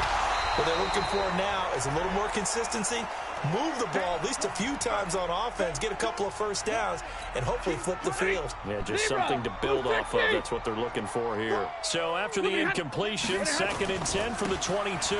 Stafford going to give this one off to Johnson. And not much there. Maybe a yard up to the 24. Well, that didn't appear to be a run blitz. He just darted in once he saw the run develop. That appeared to be a case of see ball, get ball. Hey, check 24, watch 24. Check 13, check 13. Throwing on 3rd down, Stafford. Got a man, it's Amendola.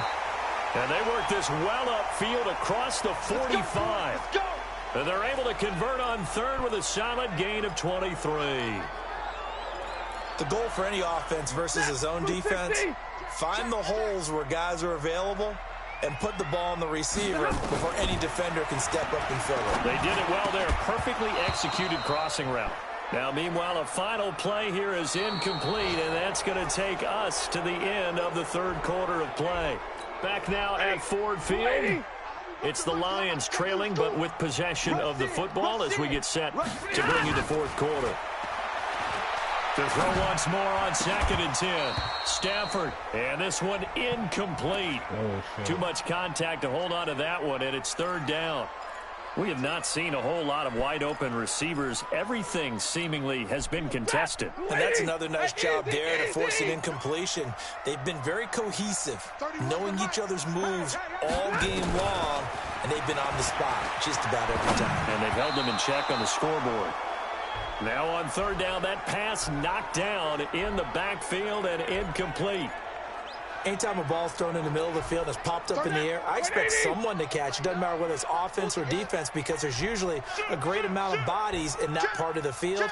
In this case, no one came up with it.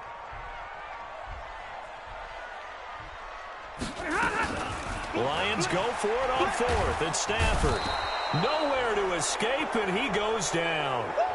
Melvin Ingram, and the Chargers will get the football back in excellent field position.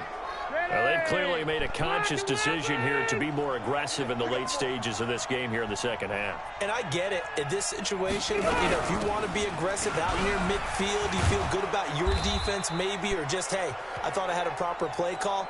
But how about the guys that just stopped them? How good do they feel right now? Hey, you want to go for it here? We shut you down. They're over on the bench right now feeling great. Another tote for Gordon. He's been busy this afternoon. And all the way to the 2-yard line there before crossing over out of bounds. A big chunk on the ground there, 27 yards. And what can they do here on 2nd and goal? 3 red zone trips so far have yielded 2 touchdowns and a field goal.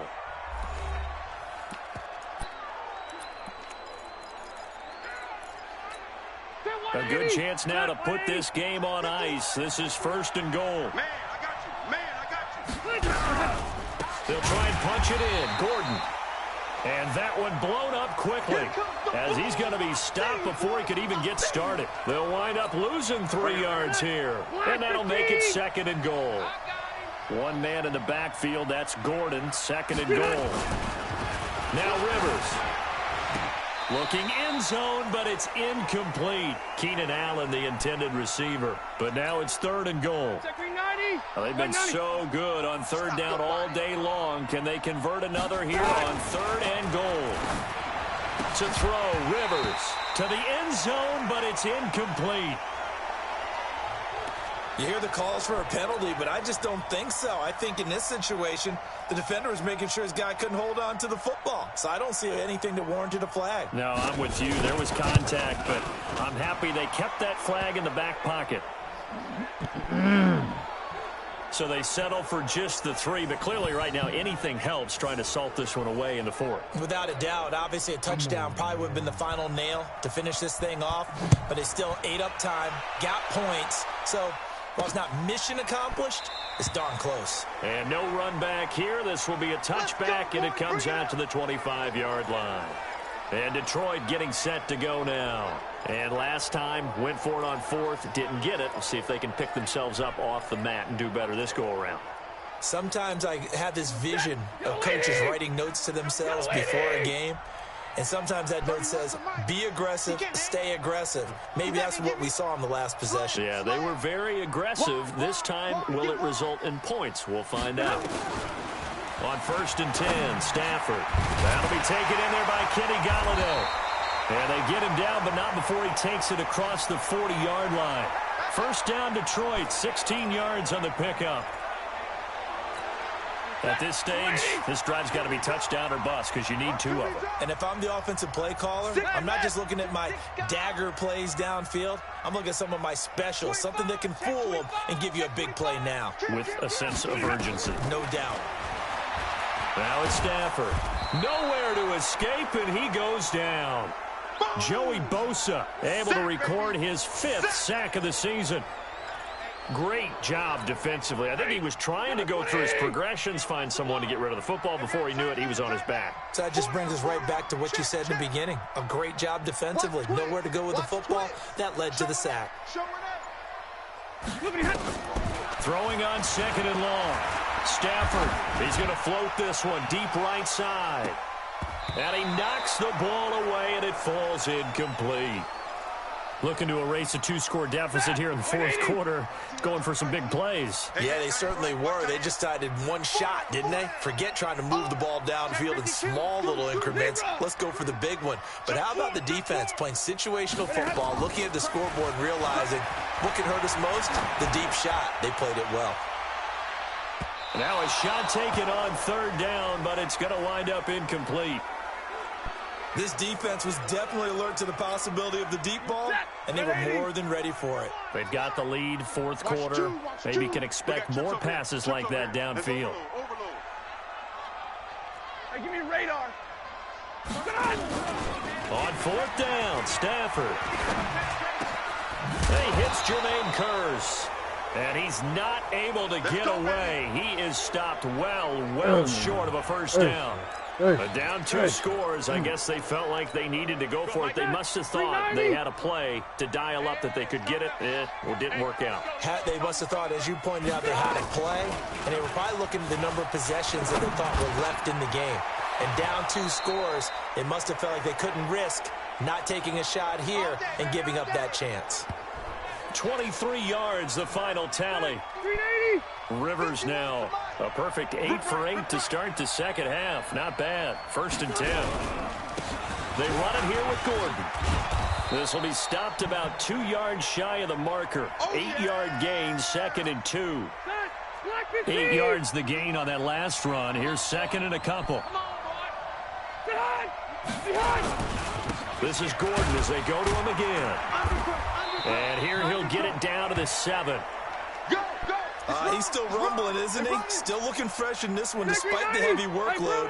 But you and I both know, well-conditioned, and he did tell us that he thrives on being at his peak late in ball games. Under a heavy rush, and down he goes. Christian Jones. The blitz works to perfection as he gets in there to dump him for a loss of 8. A first down, a bit of a disaster, and now on 2nd and goal, back even further. Now a 20th carry, number 20 here for Melvin Gordon. And he is met quickly in the backfield. Down he goes, folded like a lawn chair. So 2 plays with only negative yardage to show, and now it's 3rd and 16. 2 minutes left to play in this football game here on EA Sports. So it's Charger football as we welcome you back from the 2-minute warning. They've got it 3rd and goal here as they try to finish off. And he takes it in for a Charger touchdown. Melvin Gordon with his 2nd touchdown of the game and 5th on the year. For the Chargers, they're able to widen their lead. Looking like they're well on their way to a 2-0 start. All smiles right now on that sideline, isn't it? As well there should be. It's hard to win a game in the NFL. We hear it all the time. We know that it's difficult. But guess who's smiling? But inside is thinking 24-hour rule because we're going to have to play again next week. Boss man. Oh, without a doubt. The head coach, he wants them to feel good, but at the same time, find a way to keep improving.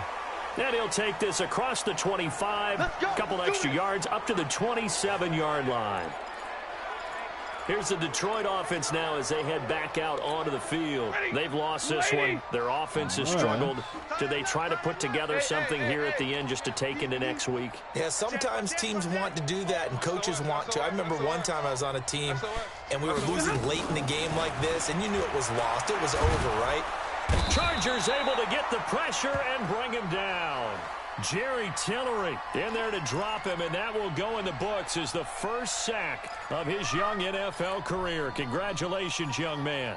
One thing that I liked about this guy during the draft process was his motor. Of course, I loved his skills, but he plays hard on every down. And that motor on full display there as he gets his first NFL sack. Now a desperation throw deep downfield, and that'll be incomplete. Good protection that time, and they couldn't hook up on the long one. Now it's 3rd down. An incomplete pass on that last play, and that means they'll need to come up with something here on 3rd down. From the gun, here's Stafford. And is this intercepted? It is. It's intercepted. Trevor Williams with a pick. And they are going to set up shop at the 32-yard line. So many times we end a game, and as we're recapping it, we're talking about what offenses did and how they won the game. Let's flip this one over. The defense, they frustrated the offense the entire ball game. That's why they're walking out of here with a victory. And they're going to love to walk out of here with that as their final act, that interception. Good way for them to end it. The Lions quickly now going to use the last of their timeouts as they'll talk things over prior to this upcoming 2nd down play. And they take a knee. The chance of wasting this great starting field position, a real threat. This is 3rd and long. A kneel down here from Rivers, and that should be it. Well, Brandon, they're getting to 2-0, and this time they're able to take a knee at the end and secure the victory. Preseason, coach said their goal, they obviously want to win everything. He said, I think we can get off to a 3-0 start. Well, here they are looking at 2-0 right now. Well, a little drama there at the end, but really this thing was already decided. The late points get scored, and then it ends on the kickoff. And I'm right there with you, partner. At the end of the game, they knew what they had to do. Just make sure you don't cough up the football at the end. Just take care of it, and victory was theirs, and that's exactly what they did. So for our visitors, it's a dream start. 2 wins in 2 early road games. And they'll get another road date next week. Meanwhile, for Detroit, they'll drop to 0-2. And they'll look to get back in the winning column next week as they head to Philly to face off with the Eagles. So that'll do it. For my partner, Charles Davis, and the best darn crew in the industry, I'm Brandon Gaudin. This has been a presentation of the NFL on EA Sports. With that, we say so long, everyone, from Ford Field.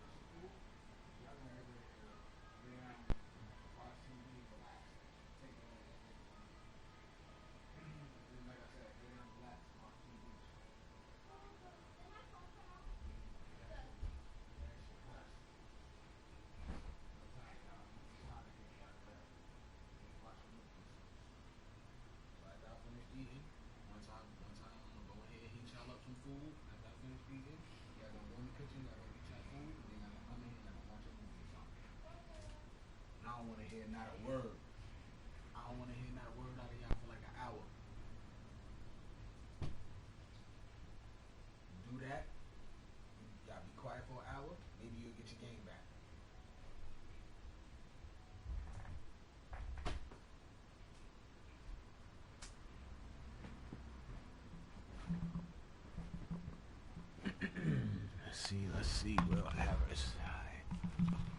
Alright, let's see what's going on out here. Let's see.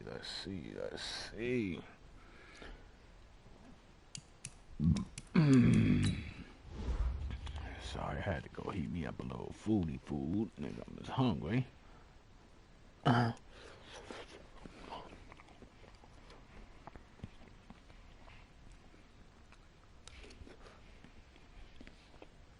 Jared Davis. Damn, he got 5 joints. I'm gonna go there one time.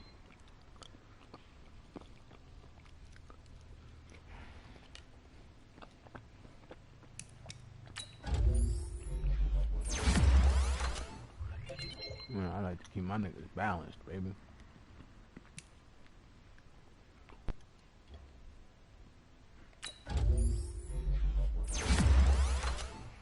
Okay, right? Why not? Okay, right? Why not?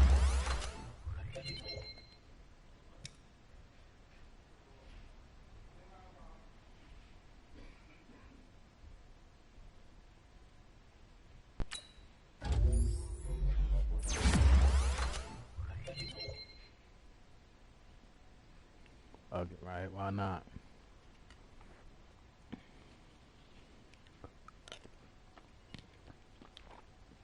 Let's do the right thing and get him up there, baby.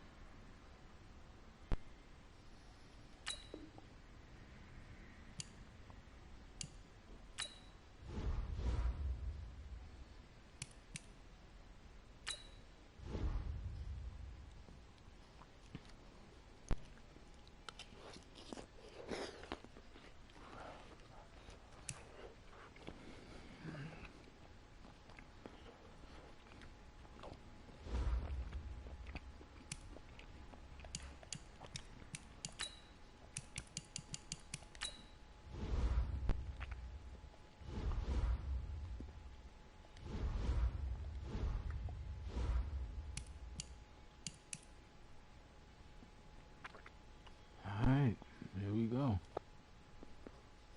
Eagles.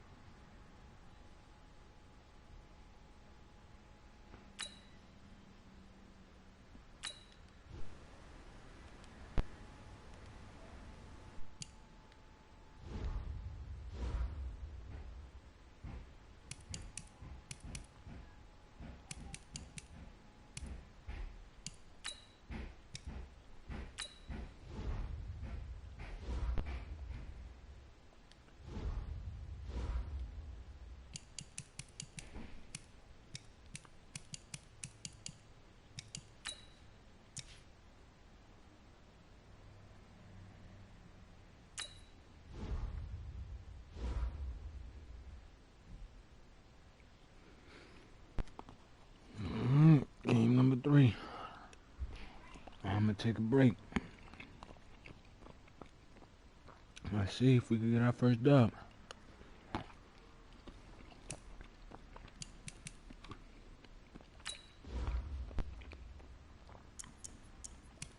I know I can make it work with this playbook.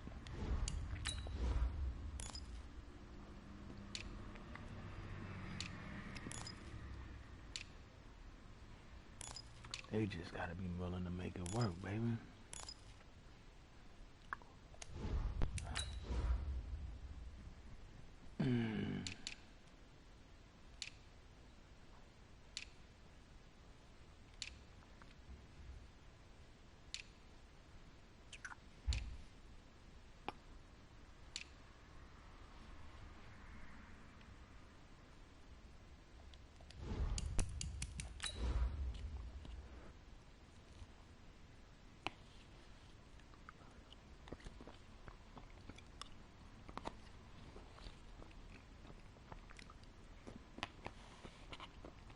I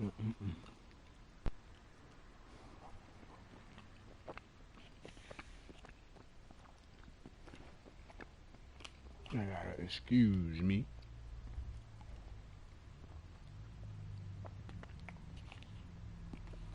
Being a little fat boy. Shit. I'm the coach. You're locked into the NFL on EA Sports. Up next, we'll see a man who's been in charge for more than a decade, Matthew Stafford and the Detroit Lions, as they take on Carson Wentz and the Philadelphia Eagles. I'll have scores around the league for you at the half, but it's time for a little football. So we'll hand it over to our broadcast team, Brandon Godden and Charles Davis. Opened back in 2003. Have a look at the Lincoln Financial Field, where 70,000 are rocking and ready to go in Philadelphia. The scene in South Philly a few moments ago. Boy, the city of brotherly love is fired up. They're saying, "Fly, Eagles, fly," as they get ready to match up with Matthew Stafford and the Detroit Lions. With Charles Davis, I'm Brandon Gaudin. And, Charles, you look at this Eagles team as they interplay here. It's an early test here after 2 losses to start the season, and a game they probably really need. Obviously, no way do they want to get to 0-3.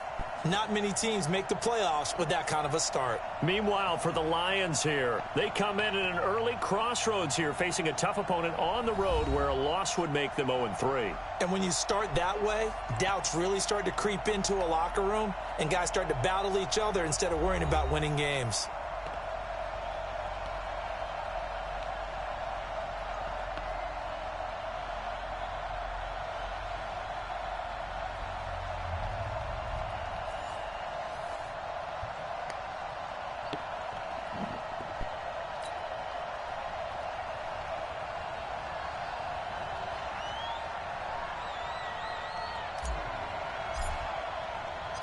Two weeks have come and gone. It's off to week 3, and we're underway on EA Sports. This will be taken very short. And he's up across the 25 and down at the 28-yard line. There's Carson Wentz bringing out the Philadelphia Eagles.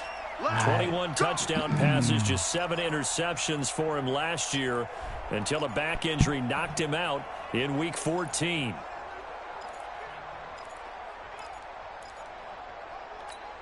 Here we go, Pac-Man. Blue 80! Oh, here we go.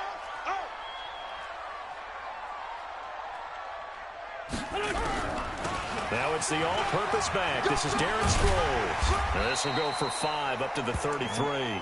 And after getting tackled, he's still down and looking very slow to get up. We'll check on his status when we get back. Oh, yeah, he's not coming back.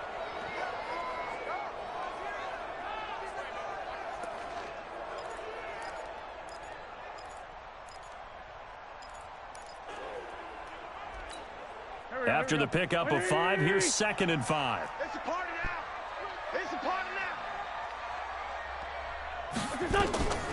Here's Wentz to throw. They'll set up the screen to Howard. And he will lose yardage here to the 31-yard line.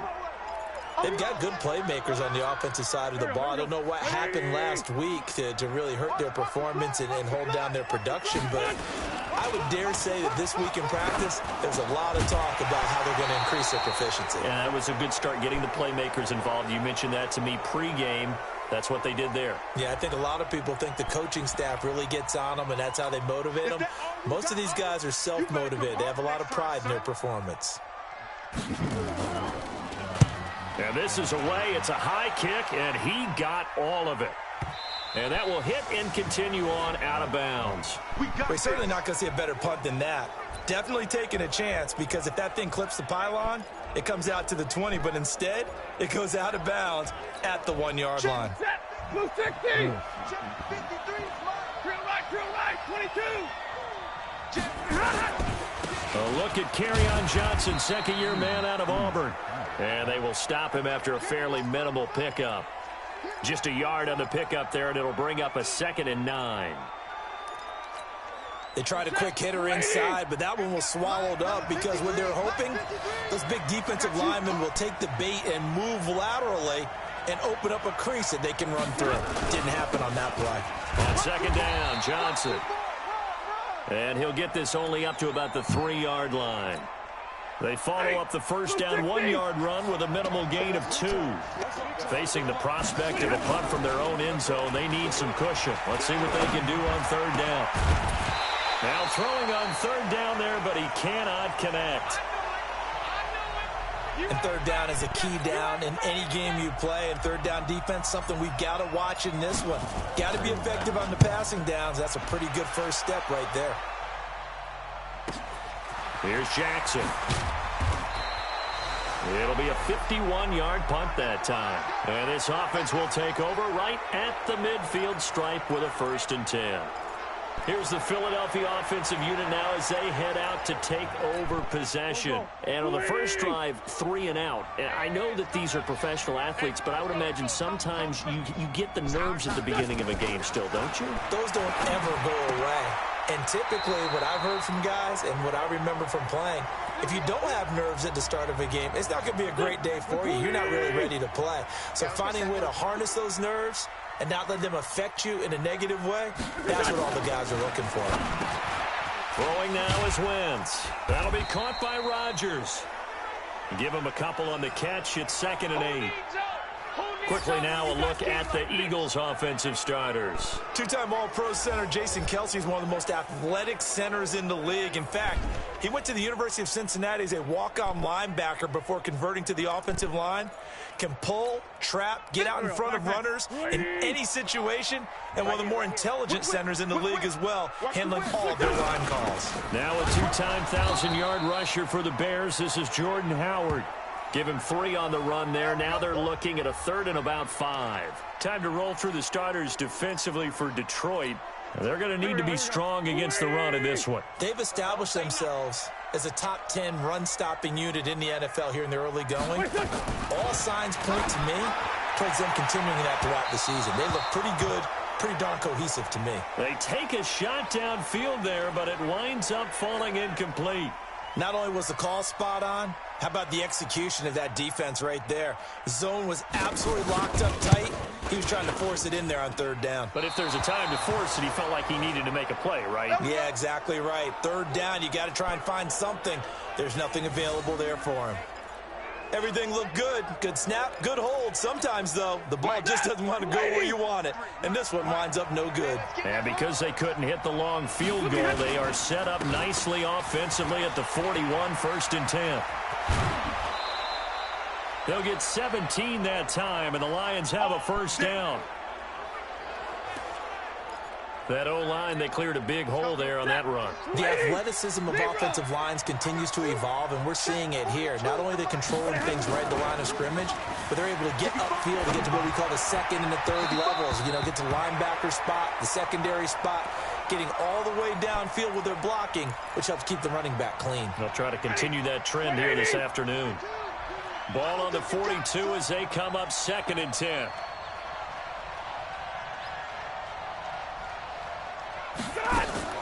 To throw again, Stafford. And that is incomplete. A lot of force bearing down on him there. He could not hang on. It's 3rd down. The positioning here is key. As a defensive back, you're taught 99% of the time, make a play on the football. But in this case, making a play on the man was all the difference. That's what forced the incompletion. It's caught. Jones. And he'll get into the end zone. Touchdown, Detroit.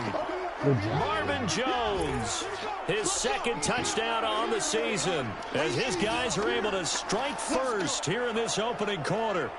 And there they got him the ball. Just get it to him, let him do the rest. You know, he probably said that to his quarterback as he broke the huddle. I like the play call. Just get it to me. I'll take care of the rest of it. Helping out his rack, right? R-A-C? Run after catch, and he loves that, and he's going to carry that in at contract time.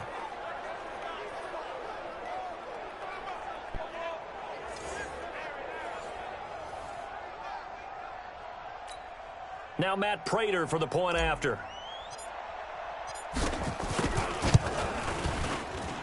It's up, it's good, and the Lions lead 7-0. Just a 4-play drive that time. And the end result, a Detroit touchdown.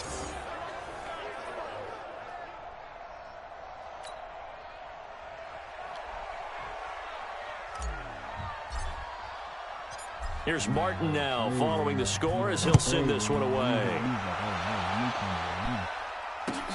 Fairly short kick, taking it to 14 here.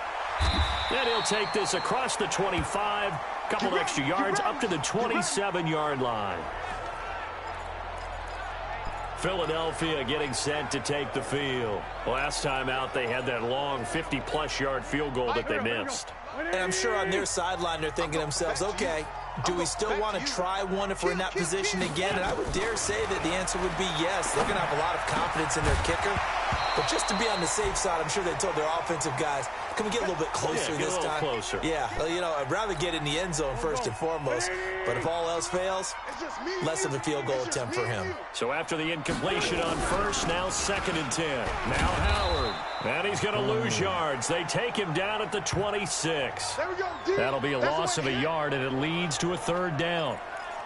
The best time to call a draw when you think it's going to have the most success is usually after you've thrown the ball a bunch of times and had success that way, where they think that, oh, here comes another pass play.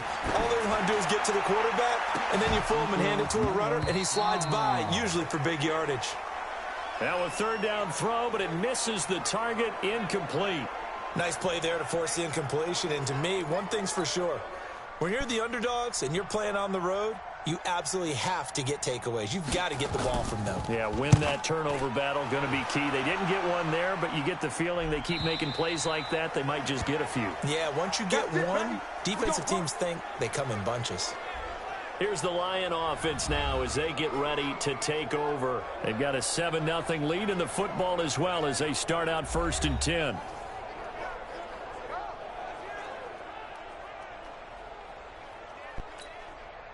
Stafford and the Lions now have it 1st and 10 at their own 18. Now a play fake and it's Stafford. Slide, and he can't find a receiver, and he's brought down. Zach Brown making his presence felt in the backfield. That huge loss on the sack makes this job much more difficult. It's now 2nd down and 22 yards to go. To throw is Stafford. And Stafford's going to be taken down. That's a safety. And, Charles, at some point, you can't keep worrying about big play. Can this be perfect? You just have to get the ball out of the end zone. And in the offensive huddle, that was discussed when they called the play. Just get out of the end zone. But you know what's interesting? A lot of the times in the defensive huddle, they actually call a set and then say at the end of it, get a safety. So it's preached, it's coached, it's thought about. The Eagles coming out as they get ready. They've shown precious little here offensively thus far as they try again with a 1st down now. They go with Howard to begin the drive. And he's going to lose yards. They take him down at the 26. It's a loss of 2 there, bringing up 2nd down. So the opening play of the drive goes backwards. Now they'll come up on 2nd and 12.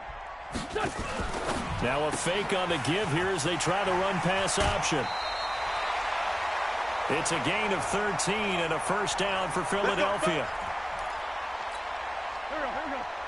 I like watching the wide receiver screen because it's a real teamwork play. Because guess what? The guy catching the ball, he'll get all the credit. But how about the people up to block in front of him? Either fellow receivers or offensive linemen. That makes that play a really nice timing play, and sometimes it can break big. We get a look at what Ertz did receiving-wise last week. 6 catches, 73 yards. And what we just saw there was exactly what they need against this defense. Big plays. They were able to pick up a 1st down on that one. And they're going to get about 3 here out of this 1st down run, and that'll bring up 2nd and 7. In on the tackle, Jalen Reeves-Maybin. One thing to keep in mind, partner, especially in the second half, when you've got a running back of this size, of these dimensions, I can just tell you, attrition does set in for a defense because you're excited about hitting him in the first half. Maybe not so much in the second half, and some of these shorter gains turn into bigger runs later. Let him go by a little too easily there. Well, that's what we saw on film, isn't it? His head goes down oftentimes when he goes to punch, when he's trying to block. And when you do that, you can't see your target. He went right past him and made the play. They'll need to get this to the 38. That's where the first down marker is here on third. From the gun, it's Wentz. And that is intercepted by the Pro Bowl corner Darius Slay. 20. And he will score. Touchdown, Lions. Touchdown, baby. That was an interception, but on the field, the guys who are picking it off, they're not saying that. What word are they using? It's Oski. And that means catch the ball and go the other way. That's your vernacular. I've never heard anybody say Oski. Ask around. They'll tell you.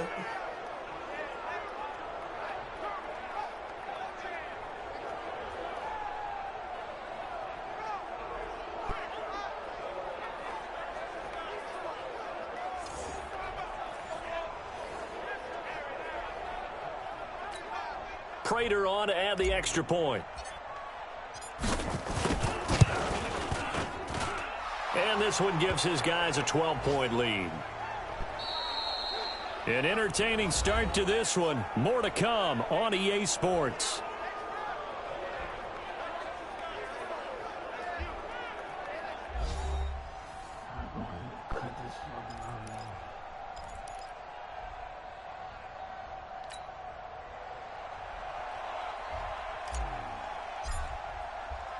Martin, the punter, now out to kick it away.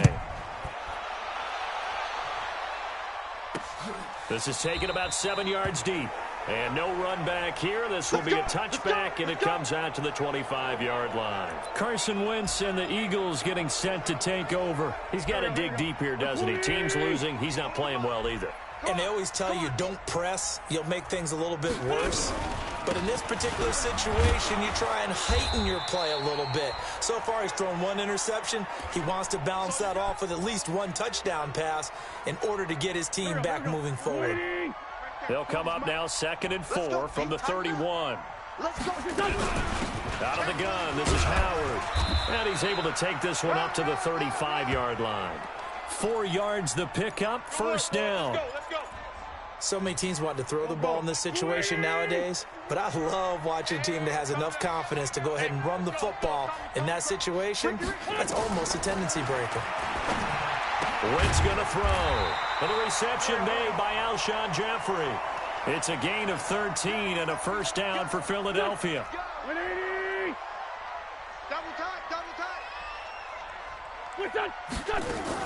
On first down, they run with Howard. Just a yard on the first down carry, so it's 2nd and 9.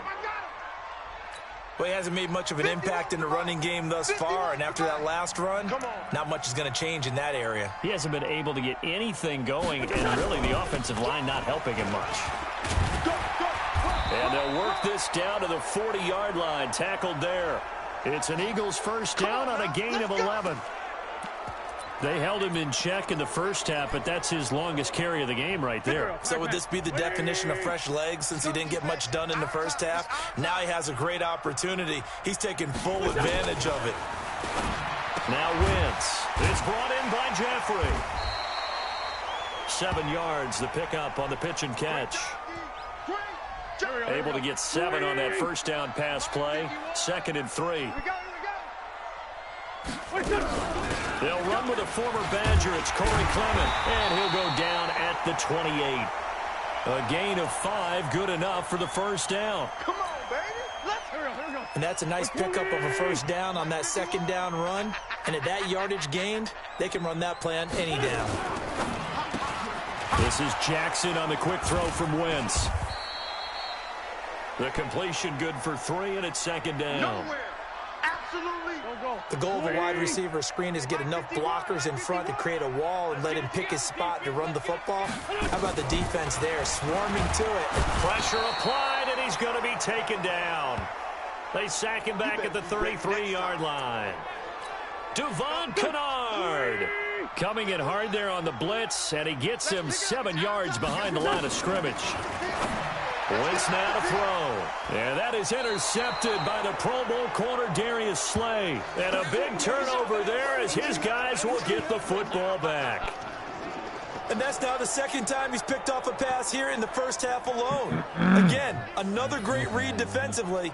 and you just see him get in the right position to make the play and get his guys the football back.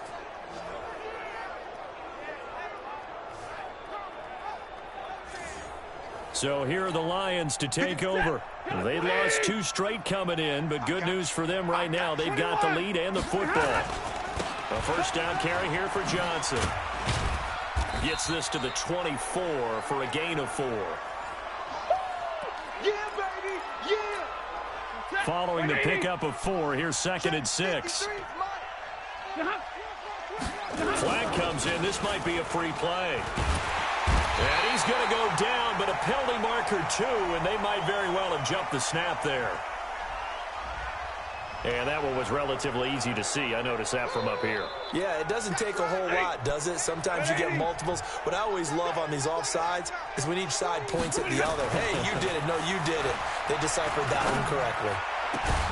They try to throw on 2nd down, but this one is incomplete. And Charles, got to like what this defense has been able to do these last couple of plays. Yeah, they get the sack on 1st down, then they force the incomplete pass. Now they're just a play away from getting the football right back, but it's a big play. They've got to hold up. And he gets it to the 32, good enough for a first down. They're able to convert with a gain of 4. Well, after an interception, last thing you want to do is go 3 and out, give the ball right back. They avoided that. Yeah, you definitely do not want to do that. I remember in college I played with a really big-time player on defense. We ended up getting an interception as we passed the offense coming out. He told him, if you don't take care of this football, you have to answer to me later. You definitely want to take care of it, pick up first downs. Throwing on 1st down, but this one winds up to be incomplete. So the contact came before the ball got there, and the flag is thrown. Timing is everything, isn't it? And it's so hard to cover these great receivers. They have such great body control, and they can fake you out. In this case, as you described, got there before the ball got to the receiver. Penalty flag had to come out. Looking downfield for Jones. And that is incomplete. He couldn't hold on through the contact. Brings up 2nd down. After the incomplete pass, here now is 2nd and 10. From the 50, Stafford. And that'll be incomplete. Took a pretty good shot as he tried to pull that one in. Couldn't hang on 3rd down. Feels like they're getting caught in between here because they had incompletions on 1st and 2nd down. Now you got to worry a little bit about the clock because you prefer not to give them another shot here in the 1st half. But if you don't pick up the 1st down, guess what? You're likely going to have to. Throwing on 3rd down, Stafford. Oh, he got position on him, and he pulls it in. And he has another 1st down as they'll get the ball down to the Eagles' 21. A great job pulling that one in from a guy, as we know, who can really blaze. He's got a lot of speed. And that speed can work for him so many different ways. Sometimes he just takes off and goes and just runs past people. Sometimes you get people to back off so far that you can catch everything underneath. But still, at some point in the game, you probably have to make some contested catches, right? Sometimes you have to go up and beat a defender for the football. He has that in his arsenal as well. Showed it right there. Set, 260. Check, Mike 42. Hey, tight. Now a 1st down throw, Stafford. And it's caught here, Amendola.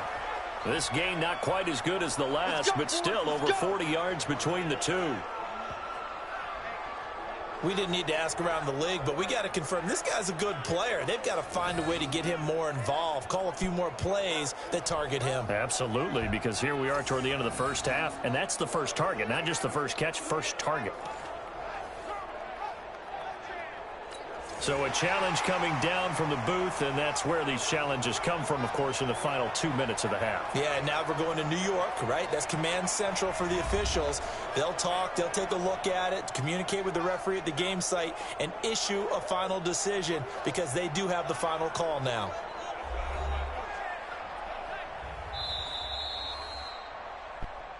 Here we go. Here we go. Here we go. 2 big plays in succession. Not sure this D knows what hit him, but now they got to get ready. It's 1st and goal. Throwing again is Stafford. And he has his receiver. That's Jones. Lions touchdown.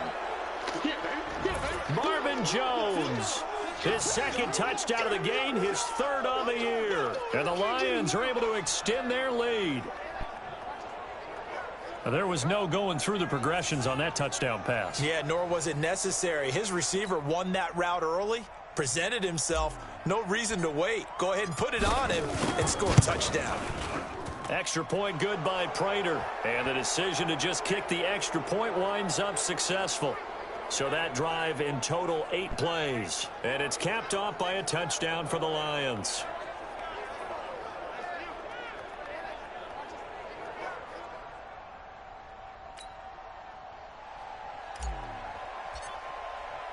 So after the touchdown, Martin now on to kick this one away. This will be fielded on the back line of the end zone. And no run back here. This will be a touchback, and it comes out to the 25-yard line. A reminder, coming up later tonight, a lot of buzz about this game. The Browns, they've been doing some travel. Back-to-back primetime games for them. Monday night they were in New York. Now the Browns head to Los Angeles to take on the NFC champs, Browns and Rams, an 8:20 kickoff Eastern time, 5:20 in California. And now a throw on first down there, but it's incomplete. This defense has been very disruptive early on as they force another one to go awry. Seems to be the front and the back end. Pass rush, they've been able to get home, and they're taking the ball away in coverage as well. I love how you put it together. The front and back working in sync, only way to play good defense. The Eagles going to take the first of their timeouts as they'll stop it with exactly a minute to go before halftime. For the Lions, an extra DB in the game now here on third down. I'm coming for you, son.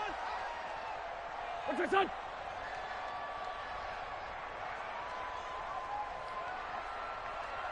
What's your son? Working from the gun, Wentz. And Jeffrey's got it. Touchdown, Philadelphia. Alshon Jeffrey, his first touchdown here of the new campaign. And the Eagles get a score closer. Well, that touchdown certainly helps, but they've got to go ahead and convert, get to the half, and figure out how to keep chopping down this lead in the second, don't they? Yeah, they still need to regroup, and they still need to end the second quarter strong. A little bit of time left. So a 75-yard scoring drive on just 3 plays. And it was capped off by an Eagles touchdown. This will be taken in at the 1. And nice work on the return as they'll start their drive just past the 30-yard line. And Detroit getting set to go now. You've got under a minute to go here until halftime. You got the good-sized lead. No need to do anything crazy. No, there really is no need to do anything crazy. The smart play, go ahead and take your lead into the locker room and then try and add to it in a second. Marvin Jones. And he takes this one in for a Lions touchdown. Make that now 3 first-half touchdown passes for Matthew Stafford. And the Lions are able to extend their lead. Well, that is certainly a deflator right there defensively. Their guys just came off of a touchdown drive. They're back in the game, and then bam, they give up a touchdown 1 play later. How about that? And the momentum, which seemingly had shifted the other direction, thought we might be seeing a comeback. That momentum right back the other way. Well, that is certainly not complimentary football that we saw right there. The defense is supposed to help their offense, not give up another touchdown. Prater for the extra point. And the decision to just kick the extra point winds up successful. And they're able to get the connection on the long touchdown pass. And that's one of the easiest drive summaries you'll ever see. 1 play, touchdown. Here's Martin now following the score as he'll send this one away. This will be taken to the back of the end zone. And no run back here. This will be a touchback, and it comes out to the 25-yard line. Here's the Philadelphia offensive unit now as they head out to take over possession. And you're under a minute to go in the half, a first half that hasn't been particularly kind to you. How do you think they'll play this? Well, I think the smart approach is to run out the clock, lick your wounds at the half, and see if you can come up with a strategy to play better in the second. But there's also something to challenging your offense right here. You know, hey, guys, you help dig this hole. See if you can get us out of it a little bit before the half runs out. Let's go make some plays. 1 play has him up past the 40 already, and another 1st and 10. Now Wentz. And that one will fall incomplete. Clock here now, just under 30 seconds to go in this first half. Here now is 2nd and 10, again from the 41.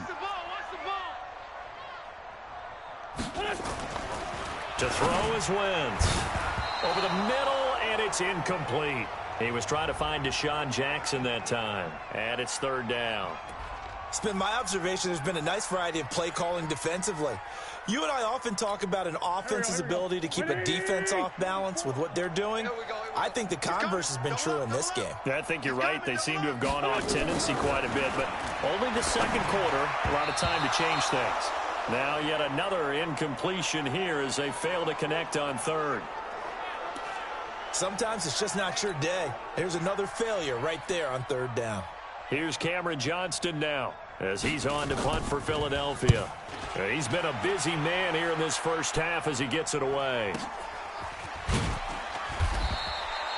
So a change of possession here on the punt. And the offense will come back out deep in their own territory. The Lions offense ready to kick off their next drive. And the ball backed way up. So thinking with this amount of time on the clock, probably just sit on it, and we'll see these two teams go to the lockers. Yeah, I don't think you want to overthink it in this situation. Either side of the ball. Just go ahead and finish up the half and get on out and talk about it. And unless this is a quick incompletion, this is likely the last play here of this first half. They stay on the ground. This time it's Johnson. And an anxious moment or two there, but they do get him down. And with just 1 second remaining in the first half, they'll call the timeout.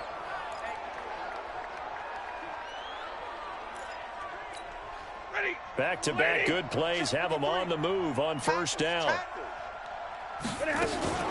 On the ground, this is Johnson.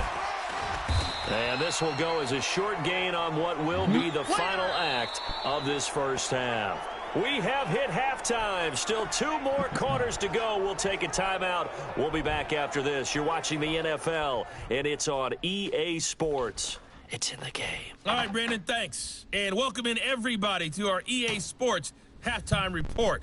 Time for a look around the NFL here in Week 3 of the new year. We'll be with what's actually a Super Bowl rematch from 4 decades ago. Super Bowl 11. John Madden's lone Super Bowl title. It's Oakland taking on Minnesota. And it's the Raiders who have the lead in that one. Tyrell Williams, a touchdown reception.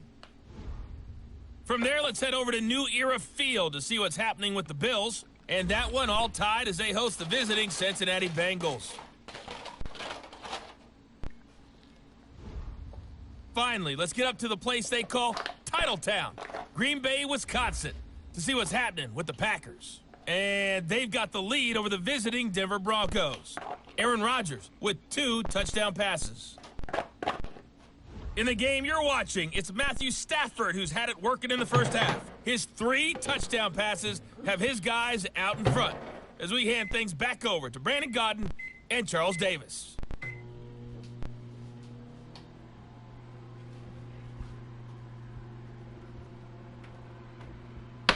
All right, Coach, thank you, and we welcome everyone back for quarter number 3.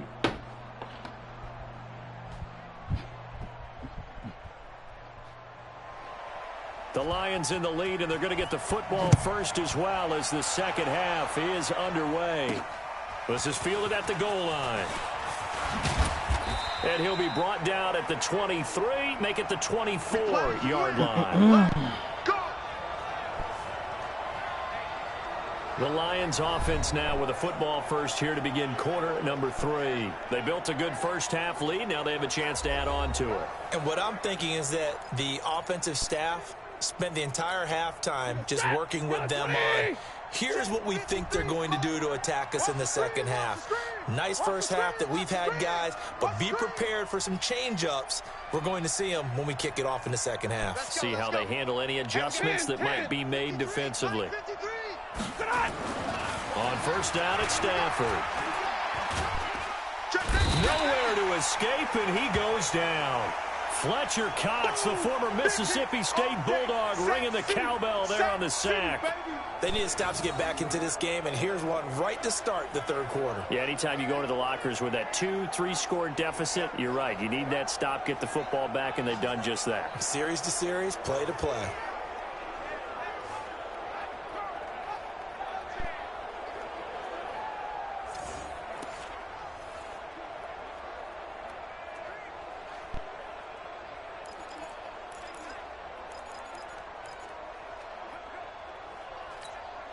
Well, they're in some hot water now. After that sack, it's 2nd and 21.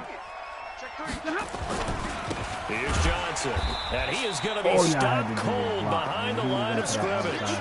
That's a big loss of 3, and it brings up 3rd down. And plays like that are exactly what this defense needs here early in the second half to give it a little spark. I think their halftime adjustments, what they talked about, maybe it's just a little inspirational speech. Who knows? But it looks like they're ready to go. Screenplay, Johnson. Good contain, no gain on the screen, and it'll bring up 4th down. I know you've got a baseball background, right? A little bit. Started minor league ball. Yeah, you did some of that, right? What do they do when they do the signals? An indicator, right? Tells you whether it goes or not, yeah. Yeah, whether the play's on or not. How about the indicators offensive linemen give when they're getting ready to run a screen pass? And if those get red, well, we just saw that there, didn't we? No gain. No gain. Deciphered it and finished the play off. A good return there, 17 yards. And the Eagles will have great starting field position here as they take over. So here are the Eagles now as they get set for their first possession of the second half. They're down in this game. A chance for the offense, though, to put something on the board, get some momentum here in half 2. Try and get things kick-started for them. And you know at the half, they discussed how they were going to get that done. This is where scripting comes into play a lot of the time. How many plays do you script coming out of the second? Most of the time in the first half, you're scripting 12 to 16. I think in the second half, you're really scripting more like 8 to 10. Kind of a starter or an opener, whatever terminology they use. Just something to get you off to a quick start.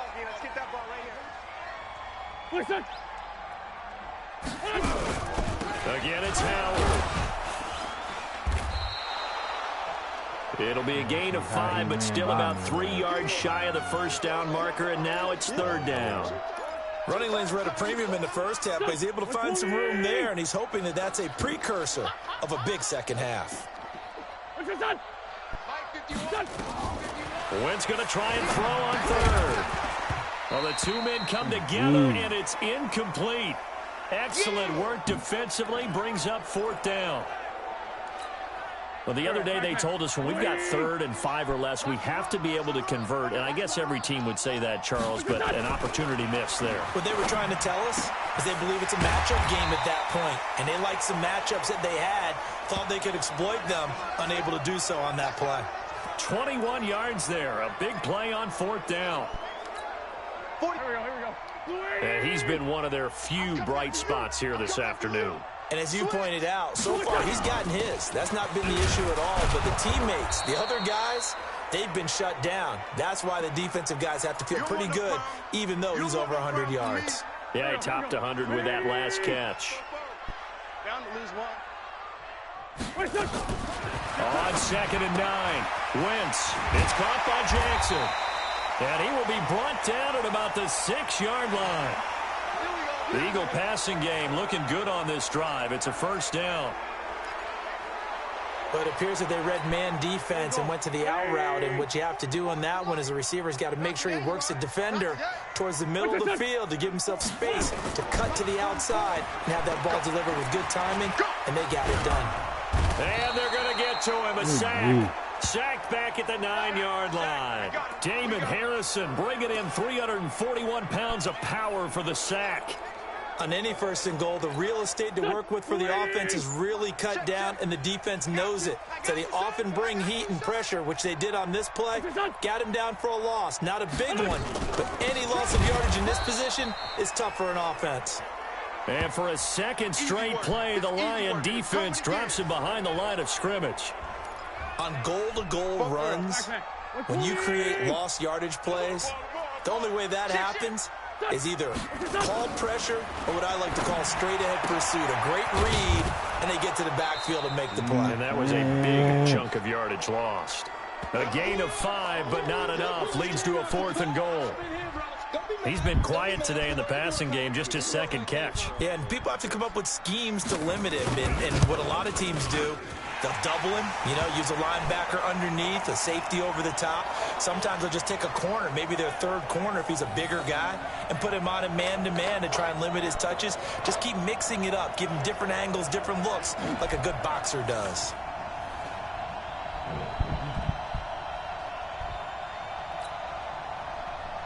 After the field goal, here's Elliott to kick it away.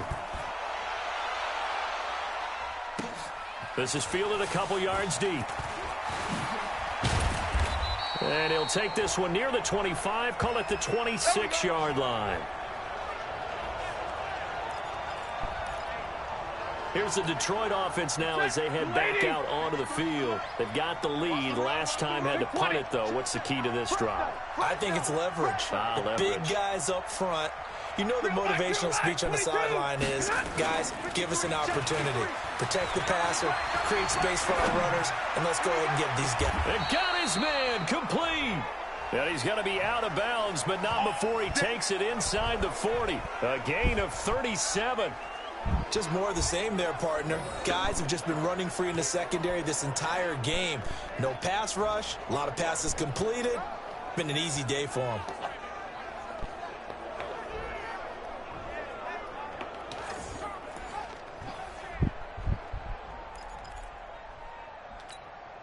So how about that for a chain mover? They're all the way down inside the 40 now for 1st and 10.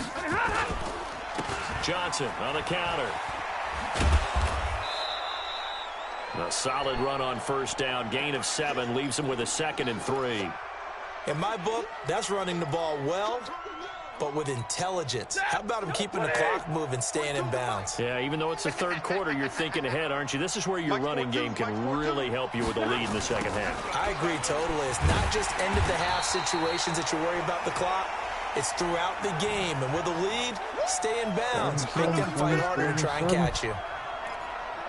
Really nice pickup on 1st down. Leaves them with 2nd and short. And you figure, let's go ahead and run it again. But, boy, that outcome leaves you in a difficult 3rd down, doesn't it? Didn't stand a chance from the start. You could tell they were going in the wrong direction. Play action. Stafford. A 50-50 ball here, and it's intercepted. Picked off by Avonte Maddox.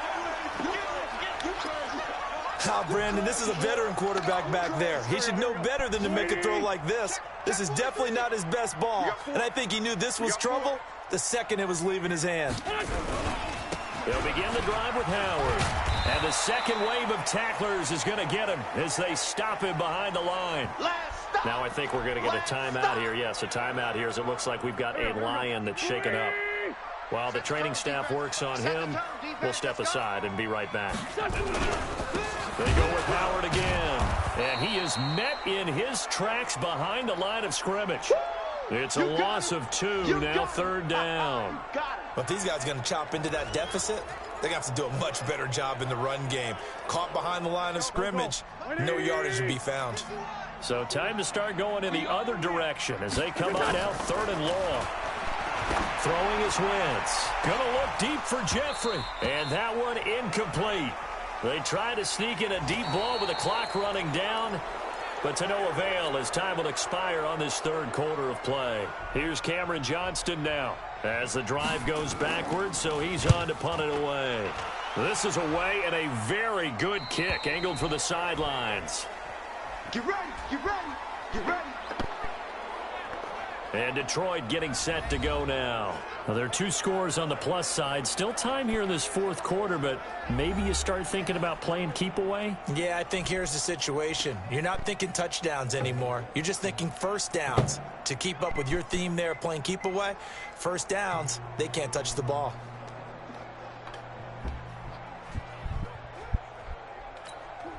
Good starting field position for them here as they come up 1st and 10 at the 45. Trying to shake off the interception. He'll look to throw. That'll be taken in there by Kenny Golladay.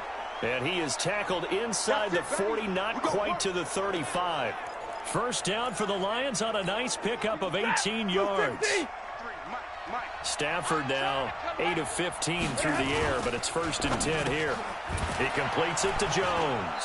And he works it past the 30, almost to the 25. It's a gain of 10 for the Lions and a 1st down.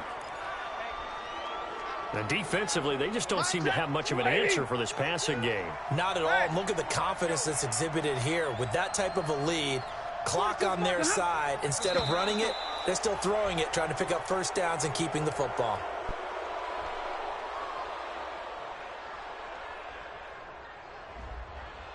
A free 5 yards as the defense jumps. I know it's an anticipation game for them, but it's also a reaction game, and they reacted poorly on that one. They'll fake it. Now Stafford. Escaping the pressure right. And that is incomplete. Showed off the arm strength there, but to no avail. 2nd down. So they'll come up after the incompletion for 2nd down. They run the counter. Johnson. And he's going to have to protect the football and take his lumps here at this stage of the game as they stop him behind the line. Run blitz there defensively, something we might see more of here in the 4th quarter. I think we'll see a lot of it, and the difference between that and a pass blitz, you're just trying to get to the quarterback. You're trying to scheme someone open who will get to the QB and make sure he gets on the ground. In a run blitz, you're actually trying to cover up gaps, trying to cover up holes so they can't run the football. He'll get a dozen there, and the Lions have a 1st down. So signs of life in what's been a dormant offense in this 2nd half. Here's 1st and 10. Now a 10th carry for Johnson. And this play gets blown up. They'll lose yardage. Back at the 17.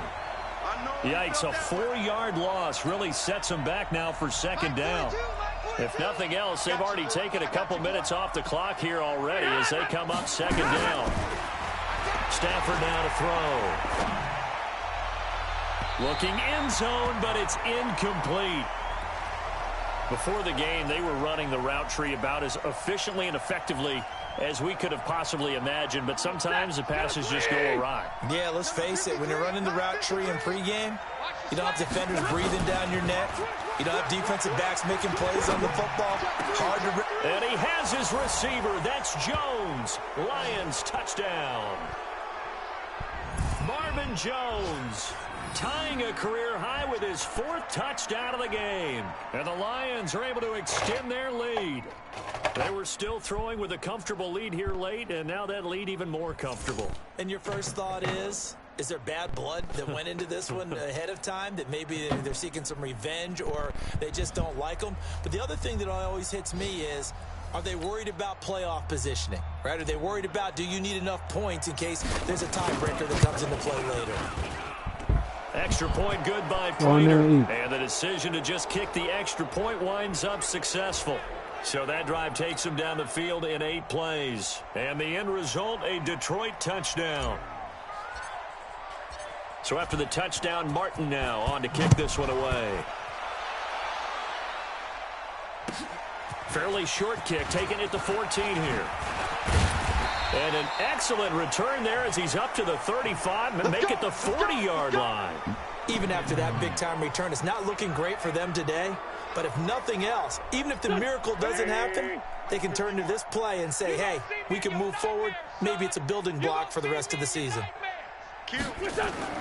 On 1st down, Wentz going to look deep for Jeffrey. And that'll be incomplete. We do have a penalty flag down, however. Let's see what that's about. So they saw the contact before the ball arrived. Penalty flag for pass interference. And trying to avoid pass interference is so difficult. You're trying to slow down these skilled receivers, and somehow, some way, they make plays on the football, and sometimes you're there too soon. Give him 9 on the carry that time, and they're set up with a 2nd and 1. Well, partner, I know this type of running back. I mean, this size, this intensity usually gets better as the game goes on. I can just tell you from experience, the first few quarters, oh, you're eager. You come running up there. I'm going to tackle this guy. By the 4th quarter, you're coming up and thinking about it. And D-line wearing down 4th quarter. Yeah, that's not a guy they want to see consistently. They'll try to run for it with Howard. Howard has the 1st down and then some. And he'll take it into the end end zone for an Eagles touchdown. Jordan Howard, his first touchdown of the new season. And the Eagles make some inroads here on that deficit. And we know they won't get their names in the stat sheet, but the offensive line has to get all the credit for that touchdown run. Tremendous job of blocking, paving the way for the 6 points. And the Lions are able to cover this one up. Now they're down big here in the fourth. They had to try the onside kick. Can't fault them for the effort at least. No, you can't at all. And if nothing else, now you've put something that you're trying to practice, right, that you've worked on into a game situation, and now you can go back and dissect it. So if you need it again sometime, maybe you'll find a better way to do it. But, yeah, this game's pretty much done for them. On first down, Johnson. And he picks up about 6 as he gets this down to the 41. Now I think we're going to get a timeout here. Yes, a timeout here as it looks like we've got a Lion that's shaken up. Well, he gets attended to. We'll step aside. On second down, it's Johnson. He'll fight forward for a couple down inside the 40. Bottom line, they want to keep this clock rolling, so they'll take that one right there. They just want to keep falling forward, and they want to put the onus on the big fellas up front in order to bring this one home. Off of play action, here's Stafford. It's caught, Jones. And he's brought down, but not before he reaches the 8-yard line. They're able to convert on third down, and that sets up a first and goal. Boy, another big play late here for an offense, Charles, that certainly has had its fair share of big plays. Coverage has been a problem all game long, and I would say that going along with that has been confidence. Because even if they had the right coverage, they've still dented them, and now it's been a real issue for them during this game.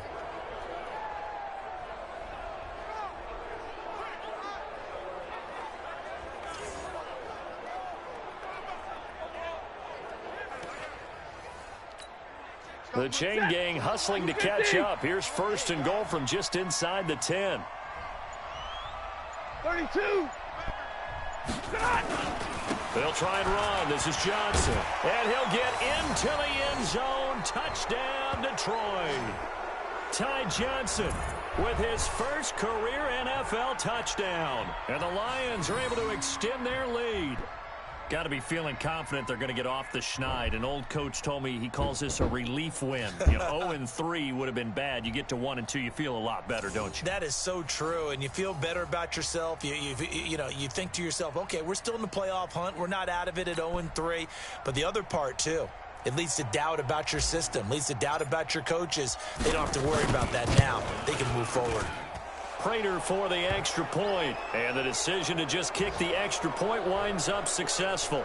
So that drive, 4 plays, and the capper that put it in the end zone, a run of 8 yards.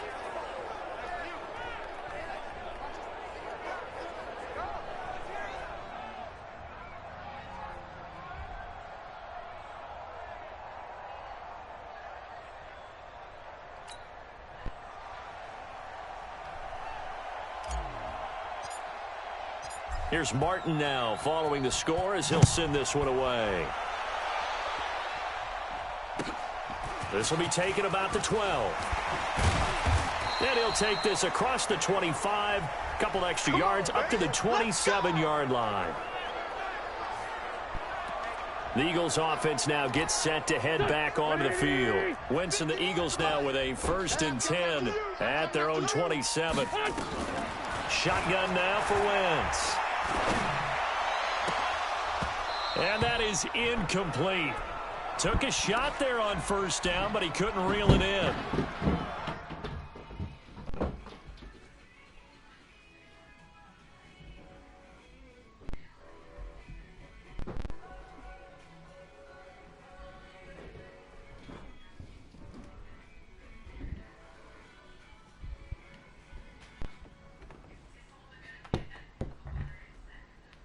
Back to something you said in the first quarter about winning. Is it a positive? It is a positive. Okay. About winning the turnover battle. As a visiting team, as an underdog, you were right. They've done just that, and look where it's gotten them. It's part of the formula. When you go on the road, as you mentioned, being an underdog, winning the turnover battle is a big key, and this one's playing out in this one.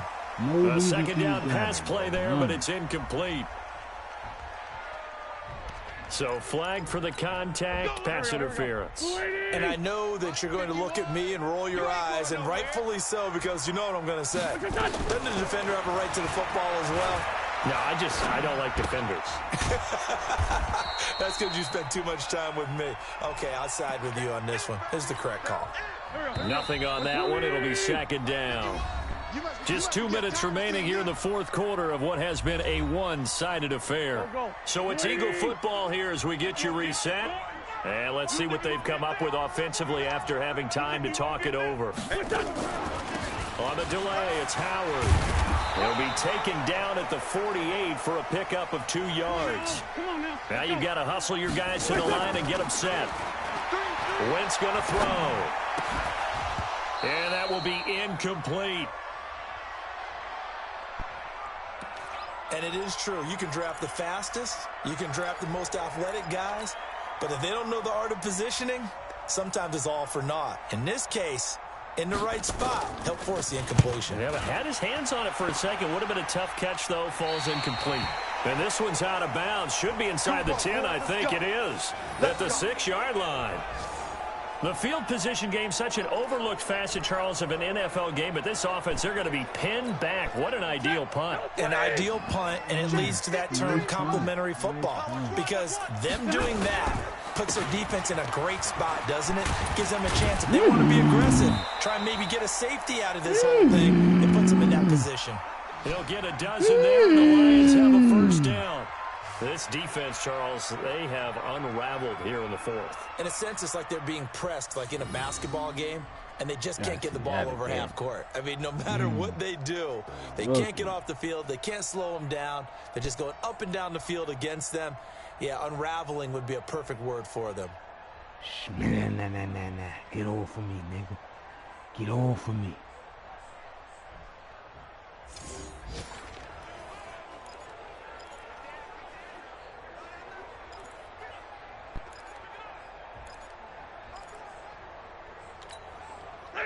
Blue 60! Number 53, Mike 53. Time to go, night. They stay on the ground on first for Johnson. It's a 6-yard gain on the ground, and that'll make it 2nd and 4. Let's talk a little football 101 here, because one of the keys to advancing the ball downfield, success on first down. Huge difference, as we know, between 2nd and 4 and 2nd and 8 and 9. C.J. Anderson in the game. He gets it here. He fights forward for a couple with a penalty flag down. And the linemen, they're already walking back. He was trying to clear the way, the big fullback. Instead, he gets a hold. And you don't see that very often on running plays from those guys, because usually they're the lead blocker. Normally, when he gets caught, it's in a passing situation. On 2nd down, Anderson. And he'll take this up only to about his 18-yard line. Well, Charles, it's one thing to win. It's another thing to win and put up the amount of points that they did. Boy, were they clicking on offense. They can't help but feel great about themselves, can they? I mean, what a game to put up that number of points, continually feeling like they're moving the ball and things are working and clicking.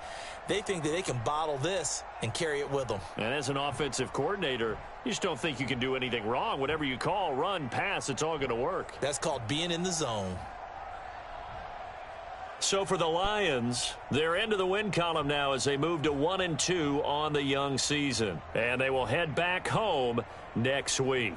Meanwhile, for the Eagles, the early struggles continue as they'll sink to 0-3. And they'll try to get back to their winning ways next week as they head to Lambeau to take on the Packers. And for Charles Davis and our entire crew here at EA Sports, I'm Brandon Gaudin saying so long, everybody.